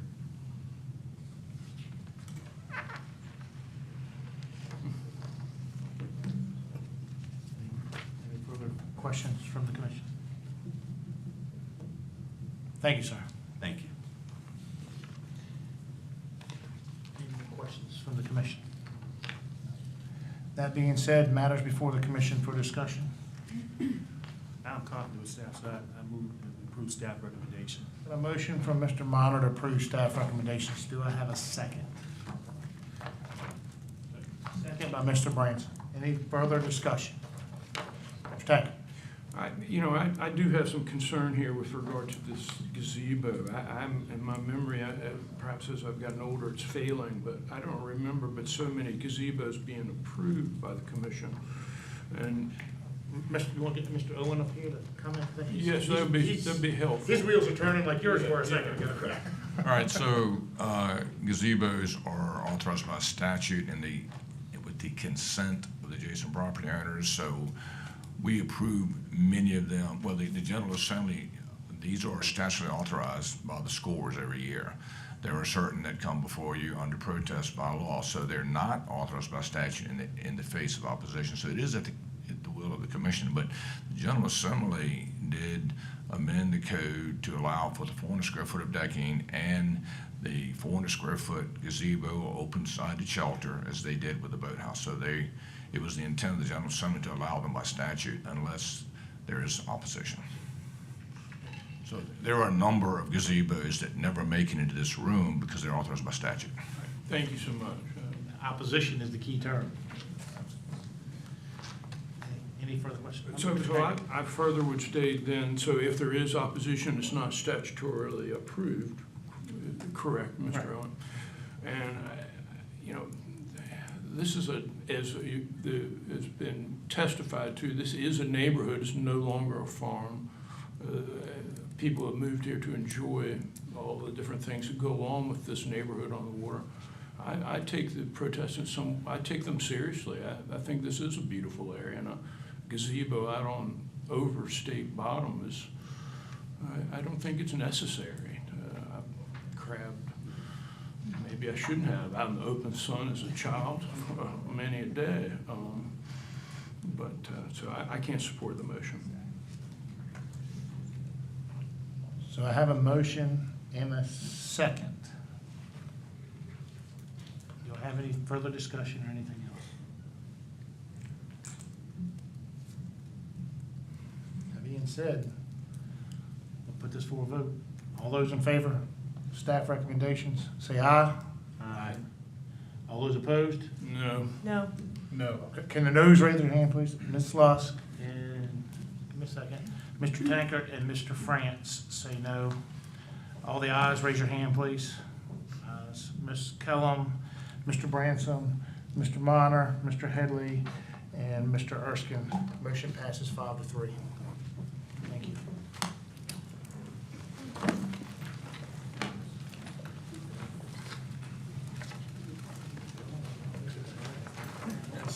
I get sick with my, you just like beat me down. No, I know, right? All right, so moving on to public comment. Is there anyone in the audience that would like to utilize this time for public comment? Floor is open to public comment. Please come forward. Raise your right hand. You swear to tell the whole truth, nothing but true self you got? Yes, sir. State your name for the record, please. Kenneth Brown. Kenneth Brown. Proceed. Yes, sir. I'm trying to get my oyster permits back. I've bought them from my Uncle Jack. I paid all my permits off for 2 years, and then the pandemic came. I was in Massachusetts. They locked us down. So I got my daughter to go online and buy my license. And she did, but she didn't get my permits. She thought she had what she had. I've received letters saying when I'm late turning in non-fishing, I'm not using them. I've got red letters for that. So I thought she had bought them. And then last year, on the way home, bad luck happened again. I got in a bad accident. I broke my back. I was out for 6 months. And again, I let my daughter do it again for me. And she didn't know. It's an honest mistake. And I didn't do them then. I come down here to do them this year, and they told me I can't get my permits because I hadn't paid for them the last 2 years. And which I thought I had. There's no reason for me not to have paid them. And I'm just trying to get them back. It was an honest mistake. She didn't know. And as you can see, I've paid on them every year since I obtained the permits. It was just an honest mistake. And if any way possible, I'd like me to get my permits back. Sir, Mr. Kenyon. Just to provide some background for the commission, Mr. Brown did reach out to staff to let us know that he was coming today. And we do appreciate that, staff, so that we can try and have some stuff prepared. Mr. Brown, let me just pull this up so you can have a visual. So Mr. Brown does have license history with the agency since 2017. It's when he first got into the fishery. You can see his commercial license and his user fee. He was consistent in buying all this until 2020. As he said earlier, he stated that during the pandemic he had to go up to Massachusetts. He had his daughter buy them. What prevents staff from being able to do anything is Chapter 720. You can see it highlighted in yellow. The user fee is limited to those who paid the user fee from the previous year. And with any lapse in that previous year, there's no medium or avenue for staff to be able to reinstate these licenses. And that's why we bring it in front of the commission, because the commission can act outside of these if they so choose through a motion. We do have some ability to work with medical-based. Generally what we do is we look at the previous year. This was not something that was previous year because of circumstances. It's last for 2 years, so again, we didn't have a medium to do that. As well as some of the other cases we brought, if they had the ability to purchase the commercial card, then perhaps through medical they had the ability to purchase the other ones. They just chose not to. So I just wanted to corroborate some of the things he said as far as showing you what his license history is and what our bounds are as far as the staff with what we can operate inside of the regulation will. So this is a request outside of regulation to allow him to purchase his 2023 card, and he also indicated he'd be happy to pay the back fees for the cards that he missed. And for the record, so you know, Mr. Brown did reach out to me. I haven't had a chance to get back in touch with him. I forwarded the call. He did leave a message with Michelle. I forwarded the call to staff, and they did what we've been doing, is advising us within statute or within regulation, has to go before the commission, and it's up to you guys to act or whatever. Mr. Franks? I just have a question. So he hasn't paid for his card or his oyster user fee? No, he has purchased his commercial card. His statement is his daughter was unaware that she had to purchase both the commercial card as well as the user fee. So he continued to buy the commercial registration, just not the user fee. Understood. Thank you. Mr. Tanker? And tell me one more time why it is that your daughter was purchasing this for you, Mr. She has President? power of attorney for me, and I was in Massachusetts at the time. And during the first year of the pandemic, and we were locked down. I mean, you weren't even allowed to leave the state or come in the state at that time. And then last year, I got in a bad accident driving from Massachusetts, and I broke my back. And I was in a brace for 6 months, and I let her do it for me. And like I said, I thought she done it right because I was receiving the red letters saying I went up sending my reports in. And, you know, so I thought everything was straight. You were in Massachusetts, Scottsboro Cap. Yes, sir. Yes, he's a Scottsboro worker as well. That's what, he was up there. I knew him as a full-time waterman, so this one. I've worked Austin since I was 17 years old, and off and on, back and forth with Massachusetts because it was better at the times. And I'm 63 years old now, and I'll get ready to retire from the scallop business, and I'd like to keep some income coming in on my oyster permits. Yes, sir. Any further questions from the commission? No, thank you. Yes, sir, thank you. Any action the commission wishes to take on that matter? Any discussion? You know, I think he has a valid reason here to bring before the commission. I mean, with the COVID issue and a broken back, and he thought his daughter was doing the right thing. Evidently, she was trying because she paid for the card every year, and maybe she didn't understand the way the oyster user fee works. I would make a motion that, I don't know if we can do this, but I'll ask if he would pay his back user fees to reinstate in his oyster user fee. Yeah, I'll second that. Before we go forward, come on, Adam, address that, please. Yes, the commission has the authority to work outside of regulation where staff does not, so. Here's the comment I'll say on that. If the commission absolutely has the authority to reinstate the license. If it comes back, we don't have the authority to make them back pay the license, that's the only difference. You don't get the money for the back pay the license. But you do statutorily have the authority to vote to issue the license. Well, then my motion would be to reissue the license. Reissue the license. Second. Mr. Myler. Any further discussion, Mr. Erskine? I just have a question of, is there any history of violations or lack of mandatory reporting or anything like that? Nothing that I've found. Okay, thank you. Any further? All right, so we have a motion for reinstatement, and is the motion if we have the authority to pay the back fees? In the event? But definitely. We have been able to do that on other Okay, all right, circumstances. so reinstatement with back pay of the user fee. All those in favor say aye. Aye. All those opposed? Thank you. Mr. Brown? Thank you very much. Your motion passes. Thank you. Appreciate it. I would probably suggest talking to Chief Kenyon. He'll probably be able to tell you the next steps. Thank you very much. Is there anyone else in the audience that wishes to speak during public comment? No one else? We in public comment on a positive note? Sure we don't want to talk about Manhattan or something? I know, right? Don't say that. Pat just looked at me and said, don't say that. All right, so therefore, we'll move on to the next one. Looks like we're going to talk about winter crab dredge survey. Pat, Alexis, on you.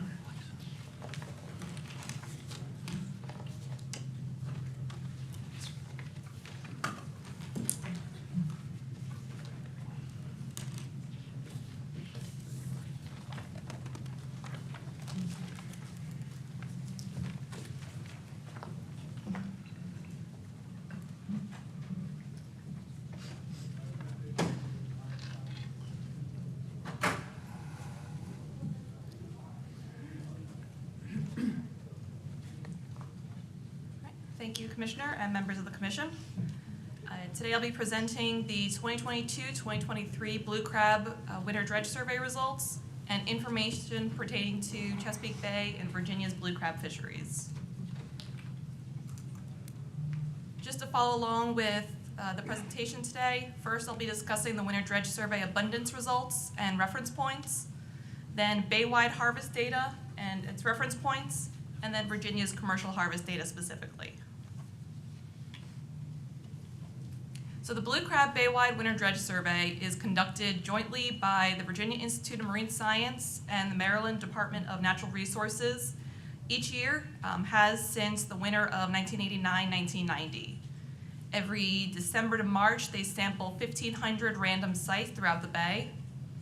Their objectives are to describe the size and sex composition of the blue crab population, develop estimates of abundance from those samples, and estimate fishing exploitation on the current population.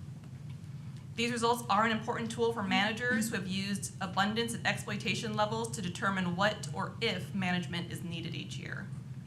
These results have been reviewed by the Chesapeake Bay Stock Assessment Committee, or CBSAC, and a cohesive management approach discussed by Virginia, Maryland, and the Potomac River Fisheries Commission. The result of this is a press release coordinated between the jurisdictions, which was released on May 18th. Virginia's press release can be found in your evaluation. And the following data will also be presented here tomorrow at the Crab Management Advisory Committee at 4 p.m.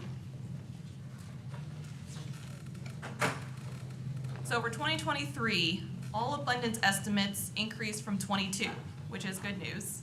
Most abundances are higher than the surveys in 2021 and 2022, but were lower than the preceding 6 years, 2015 through 2020. The total crab abundance increased 42% to 323 million. It looks like a lot, but keep in mind last year was the lowest population on record of this survey. So while we increased 42%, we're only ranked 22 out of the 34 years of the survey. Juvenile abundance increased 15% to 116 million. That still leaves the juveniles amongst the lowest years of the survey as the 6th lowest. Adult female abundance increased 56% to 152 million crabs.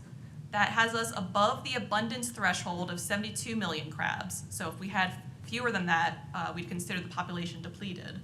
But we're not quite at the abundance target of 196 million crabs, which is where we would deem the population stable and healthy. Also in 2023, the adult male abundance almost doubled to 55 million crabs. So here's the survey history for total population abundance. This is crabs of all sizes and sexes. The total abundance was 323 million, which as you can see is below the survey average of 410 million crabs. The adult abundance is actually above average. At 206 million, it's above the average of 183. It's even above the average since 2009, which was post the management regime change in 2008. That average would have been 204 million. Here you can see the patterns in adult abundance by sex. Pink line are the females, blue line are the males. And you can see that while they have been slightly trending downward, they did both increase in 2023. And since blue crabs are an annual crop, we call them, we do expect a lot of variation from year to year. So now we're getting to one of our reference points, which is adult female abundance. Scientists and managers decide to manage based on adult female abundance, since they are the spawning potential of the fishery. So the green line is the target. That's where we want to be. The red line is the threshold. If we drop below there, we should be worried. But fortunately, since it looks like 2014, which I believe was like a cold snap year, we have been above that threshold. And now these are results that have made managers and scientists a little uneasy. Since blue crabs are like the annual crop, we expect variation, and we don't manage to single-year abundances. We manage to trends. And while we saw a small increase in juvenile abundance in 2023, you can see that juvenile abundance is part of a trend of below average and frankly low abundances in the recent years. In fact, 3 of the lowest 6 abundance values have been in just the last 3 years. Adult crabs seem to be doing well, so what is the issue? This graph charts the recruits per spawner metric, which we look to try to answer that question. Recruits per spawner divides the number of juveniles in a year by the number of mature females in the preceding year. In other words, each mature female present in the bay each winter survey spawns in spring and summer and contributes, on average, this many of the juveniles that are present in the following survey. As you can see by the red dotted trend line, the spawning stock productivity is less now than it used to be. Is this because of environmental factors, predation, human harvest, changing stock dynamics? In September of last year, CBSAC hosted at the VMRC a workshop to discuss possible factors. These were a few mentioned, but no smoking gun has been identified. However, that workshop was a good kickoff to the upcoming stock assessment process, which I'll be talking about a little later. So now we'll be moving on to the bay-wide harvest data and reference points.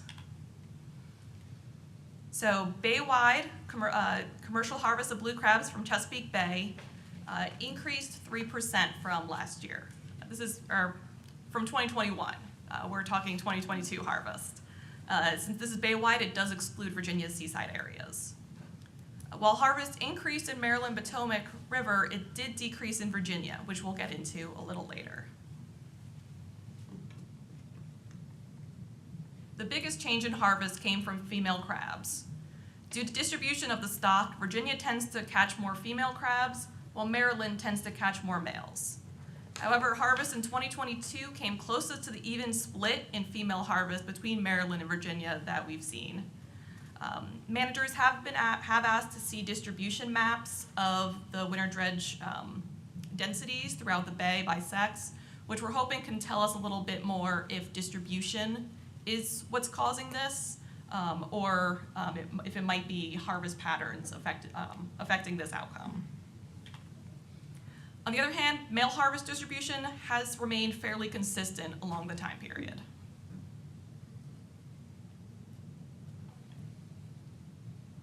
This graph shows the female exploitation rate, which is another metric we use for our biological reference points. This demonstrates the percentage of females present in the bay during the survey that are removed by the following year's fishery. As you can see, we have remained below the threshold, that red line of 37%, since the 2008 management regime change. We had been remaining below the target, which is the green line of 28%, and that's where we want to be due to uncertainty in the harvest estimates. It's hard to estimate recreational harvest, for example. But 2022 makes for the second year in a row where the bay jurisdictions exceeded the target. Preliminary data show that 31% of female crabs in the bay were removed by the fishery in 2022. Since we haven't exceeded the threshold, we're not too concerned, but it's a number we definitely want to keep our eyes on. Preliminary data also show that we have now exceeded the male conservation trigger for the second year in a row. Since we manage the female population, we do not have the biological reference points for males that we do for females. However, CBSAC chose what was the second highest harvest on record as a conservation trigger to alert managers that something is happening, while not necessarily requiring action. Due to age and growth in the blue crab fishery, juveniles present in the winter dredge survey will be the basis of the next year's fishery. An interesting way to see that is here, where juvenile abundance is plotted with bay-wide harvest, juvenile abundance being the blue and harvest the orange. You can see that the two track together fairly well. When juvenile abundance improves, so does harvest. And that's another reason to keep our eyes on the juvenile abundance in light of the recent low trend. And I'm happy to take any questions on the winter dredge survey results and the bay-wide harvest. Any questions? Mr. Stanger? So it seems strange that juvenile abundance is down, but then all of a sudden we have more adults. I mean, juveniles become adults, correct? That's correct. I think everybody up here was looking at me when you said that. I was like, Mike is that might not be. I'm just stuck in the middle here, guys. So, do you think we're having a hard time catching or finding the juveniles because of the adults that we now find? That's something that's come up. We don't know of any changes that would make them harder to catch now than they were. As we saw from that recruits per spawner, we used to see the juveniles, and we're not seeing as many of them now. That's a question we do want to get at. We're hoping the upcoming stock assessment might incorporate new data that we'll be able to get at that question. I won't put too many expectations on the stock assessment as You should know, set we the bar haven't now. gotten back into it. We haven't gotten into it yet, but we're hopeful. Any further questions? I knew this was coming. Come on, Mr. Headley. I had Mr. Tankard really messed me up when he asked that question. But that is one question I did have, like after the back-to-back record lows in the juvenile population, how did the adult population increase by 56% for females and nearly double for males? Where did the adult crabs come from? I mean, the juveniles always turn into adults, as we established, and the adults are a collection of the last few years of adults. I guess what I'm saying is y'all said the juveniles weren't there, so where did the adults come from? There are juveniles there, just not as many as we'd like to see.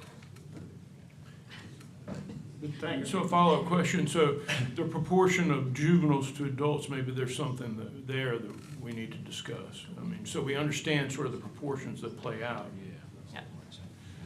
The juveniles, one of the reasons we don't use the juveniles in the stock assessment right now is that it's highly variable from year to year based on water temperature, habitat they're sampling, and so the survey, we know that there's some issues with the juvenile numbers, addressing those. So, yeah, it's the problem is what are those issues? Each year it's a little bit different. They look at it each year. The catchability changes each year in the survey for juveniles because of, like I said, different environmental factors.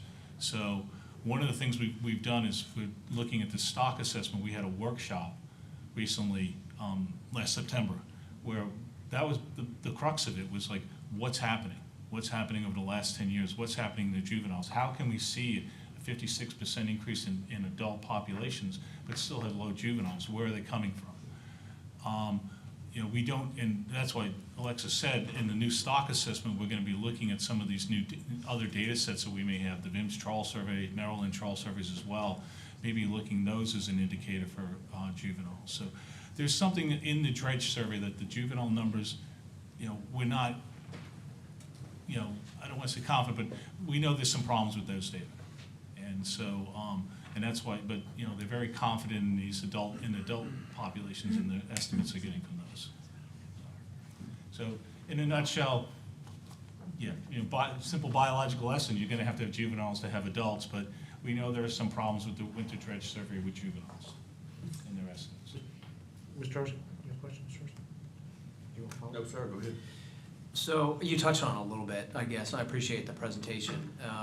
So the abundancies, whichever one we're looking at, adults, juveniles, so on, just seem to have so much interannual variability. Especially juveniles. Yeah. Right. And are you attributing that to the environmental factors that you mentioned, or should we be looking at the actual survey itself and maybe there need to be changes to the winter dredge survey? We will be looking at all those things moving forward in the stock assessment. I mean, the survey has been a good, as Dr. Tom Miller said, something's happened over the last 10 years that maybe the way we're doing the stock assessment or we're doing the winter dredge survey may have changed. And so when we go down this process, we're going to be looking at all those things. But yes, I think environmental factors are a big part of that. Things have been changing in the Bay pretty drastically. There has been studies, Mr. Erskine, and you're probably aware of some of them. I believe Smithsonian Institute did one that questioned the ability of accuracy on our winter dredge survey on juveniles years ago.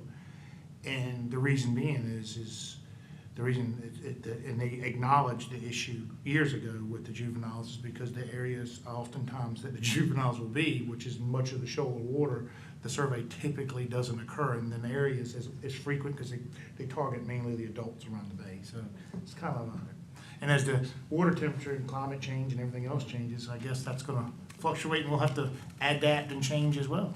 Yeah, and it can be that nothing has changed with the winter dredge survey, but environmental changes might make it, well, changing the conditions it's working in will change outcomes. Right. Thank you. Any more questions, Mr. Tanker? One more question. So, Alexa, can the dredge survey, does it do something to allow us to understand what the catch of the coming year will be? I mean, is there any correlation that we see with the outcomes of the dredge survey and the catch of the year that we'll have? I wouldn't go so far as to predict a year's harvest, but, you know, from this graph, we can see an increase tends to lead to an increase. A decrease tends to lead to a decrease. Good, Mr. Adley. Would the decrease in Virginia's catch have anything to do with the small limits that were put on for October and November, two of the biggest harvest months for female crabs of the year? No, because the biggest dip, and I'll be showing this later, was in spring before any of that had kicked in. I will be showing harvest by month to kind of show where things were coming from. We had a lot of discussion from our crabbers last year. They'd come and say, the females didn't show up this year. And that we heard from all the jurisdictions in the bay, just that the females weren't there. People weren't going out because it wasn't worth the effort for what little people were catching at the time.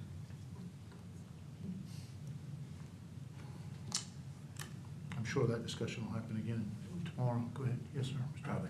Adley. We're comparing our harvest with Maryland and the Potomac, yet all three fisheries are different. Like in Maryland, you can still fish 900 pots in Maryland. In Virginia, the max is 425. Is that a good comparison? It's not a comparison so much as showing what is being harvested from the bay, because we consider the stock bay-wide. The crabs are moving throughout during their life cycles, so a crab might be vulnerable to Virginia fishing and then Maryland fishing when the females come down to overwinter in the lower bay, back to Virginia. So we're not so much comparing the harvest as just saying this is harvest in the bay. I'll make one comment on that, just from my experience, and I'll leave it at that, instead of beating this one to death. When we reduced our limits, and late in the summer last year, the crabs showed up everywhere. Maryland is typically where our town market is, the biggest portion. It all goes up north. Well, Marylanders are gonna sell their crabs first for a better price. So if we have no town market, the price goes down for our crabbers. Well, if the limit goes down and the price is nothing, they can't go. They have to quit. And if you've ever crabbed before, and right now you probably, and I'm sure Mr. France will agree with this, it's hard to crab for $20, $30 more. You just can't do it. It's just too expensive. And that's what happened to us last fall when all them crabs showing up. And I think, Mr. Tanker, you and I discussed this in length on the phone. We were very concerned about the decisions that the board made, because it's almost like we limited ourselves out when Maryland was just rolling with it, and so was Carolina. So, CRFC did, the limit was for 300 pot license of 7 bushels. wow, yeah. So, so we all, we got the calls, and I think this board was very concerned, and I do appreciate that, the calls, and, we still made the hard right decision at the time, but at the same time, it kind of opened our eyes to making sure we continue to be objective, because we just don't know for sure sometimes. Any more questions? Thank you, Alexa. Great presentation. You did a great job. Thank you. Now we're going to move on to Virginia-specific commercial harvest data. So just a few quick statistics. Virginia's harvest was 16,082,500 pounds. This was a 15% decrease from 2021 and was the lowest harvest we've seen since 1994, when mandatory harvest reporting was required. Of that harvest, 97% came from hard crab pots, which is fairly standard. About 3% from peeler pots, and all other gears were about 0.2%. The dockside value decreased about 24%. This comes from voluntary surveys of buyers. And I will mention that 2021 saw some great prices in the crab fishery, which we didn't see in 2022. So 2021, our harvest decreased, but our value increased. And then 2022, we saw both of them decrease. We had 795 active harvesters in the crab fishery, and they took 46,000 trips, which was a 19% decrease from 2021. So here's a graph of our annual commercial blue crab harvest. You can see it compared to our averages from 1994, again, when mandatory harvest reporting began, and from 2009, when the management regime change came in. So you can see that 2022 and the last 3 years in general were well below that average. This is a measure of effort or number of trips against harvest. You can see that effort decreased with the harvest. And you can kind of see that borne out in the number of trips taken by all of our harvesters. So on the left, you have 2021. I'm comparing to 2022. So each bar is the number of trips taken. So the first bar shows you how many people took 0 to 25 trips, 25 to 50, and so on. And you can see that in 2022, more crabbers fished fewer days. So from 75 trips and up, each of those bars decreased, while the number of crabbers who took 0 to 50 trips increased. And then here's that monthly graph. So why the big change in harvest and effort? The orange line represents the average monthly harvest from 2017 through 2021. You can see there's usually a bump in April, followed by another in late summer. Last year, harvest in April and May was about half the average from the preceding 5 years. Like I said, we heard it from all the crabbers saying they didn't show up. I had managers from Maryland and Potomac River Fisheries Commission say they heard the same thing from their crabbers. And people I talked to said they or their neighbors weren't putting their pots out for that reason. So harvest did improve in fall, but you can see it was still below average. So the timeline of this management season, on May 18th, the Chesapeake Bay Stock Assessment Committee met to review results and discuss management recommendations. On May 23rd, I'm here presenting results to the commission. And then tomorrow, again at 4 p.m., we'll be presenting the results to CMAQ and discussing if or what management measures might be taken for the coming year. June 27th will be the following commission meeting, where we'll put into place 2023-2024 management measures, which at the very least will be renewing the bushel limits as we do each July. And as you'll recall, I was mentioning, last year was the lowest crab abundance in 34 years of the winter dredge survey. This spurred increased demands for a new benchmark stock assessment, with the previous one having been completed over 10 years ago.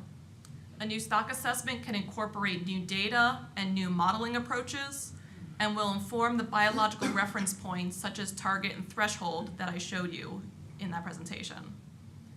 The Chesapeake Bay jurisdictions have been working with CBSAC to procure funding for a new stock assessment and should be advertising soon for a stock assessment team.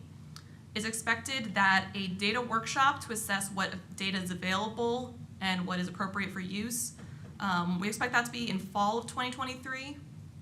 And we hope to have a completed stock assessment in late 2025. Staff recommends this information be used as guidance for any regulatory changes to Virginia's blue crab fishery that may be considered by the Commission for its June public hearing. And I can take any further questions. Any questions from the commission? I do have one. Mr. Headley. Peelers, how come they are put on paper in pounds when you sell them by the piece? We have conversions. Over time, our biological sampling staff and fisheries have sampled the peelers that coming out of Virginia's fisheries and doing a conversion.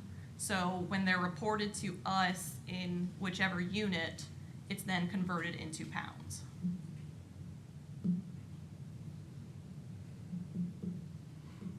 Any further questions? That being said, further discussion. Staff recommends this information be used as guidance on Mr. Erskine. Make a motion to accept staff recommendation. Got a motion from Mr. Erskine to accept staff recommendation, a second from Mr. Minor. Any further discussion? All those in favor say aye. Aye. All those opposed? Motion carries unanimously. Thank you, Lynn. We're finished, it looks like. Any further business? Nope, we're good to go. That being said, no further business. This meeting is adjourned. The next commission meeting will be on Tuesday, June the 27th, 2023.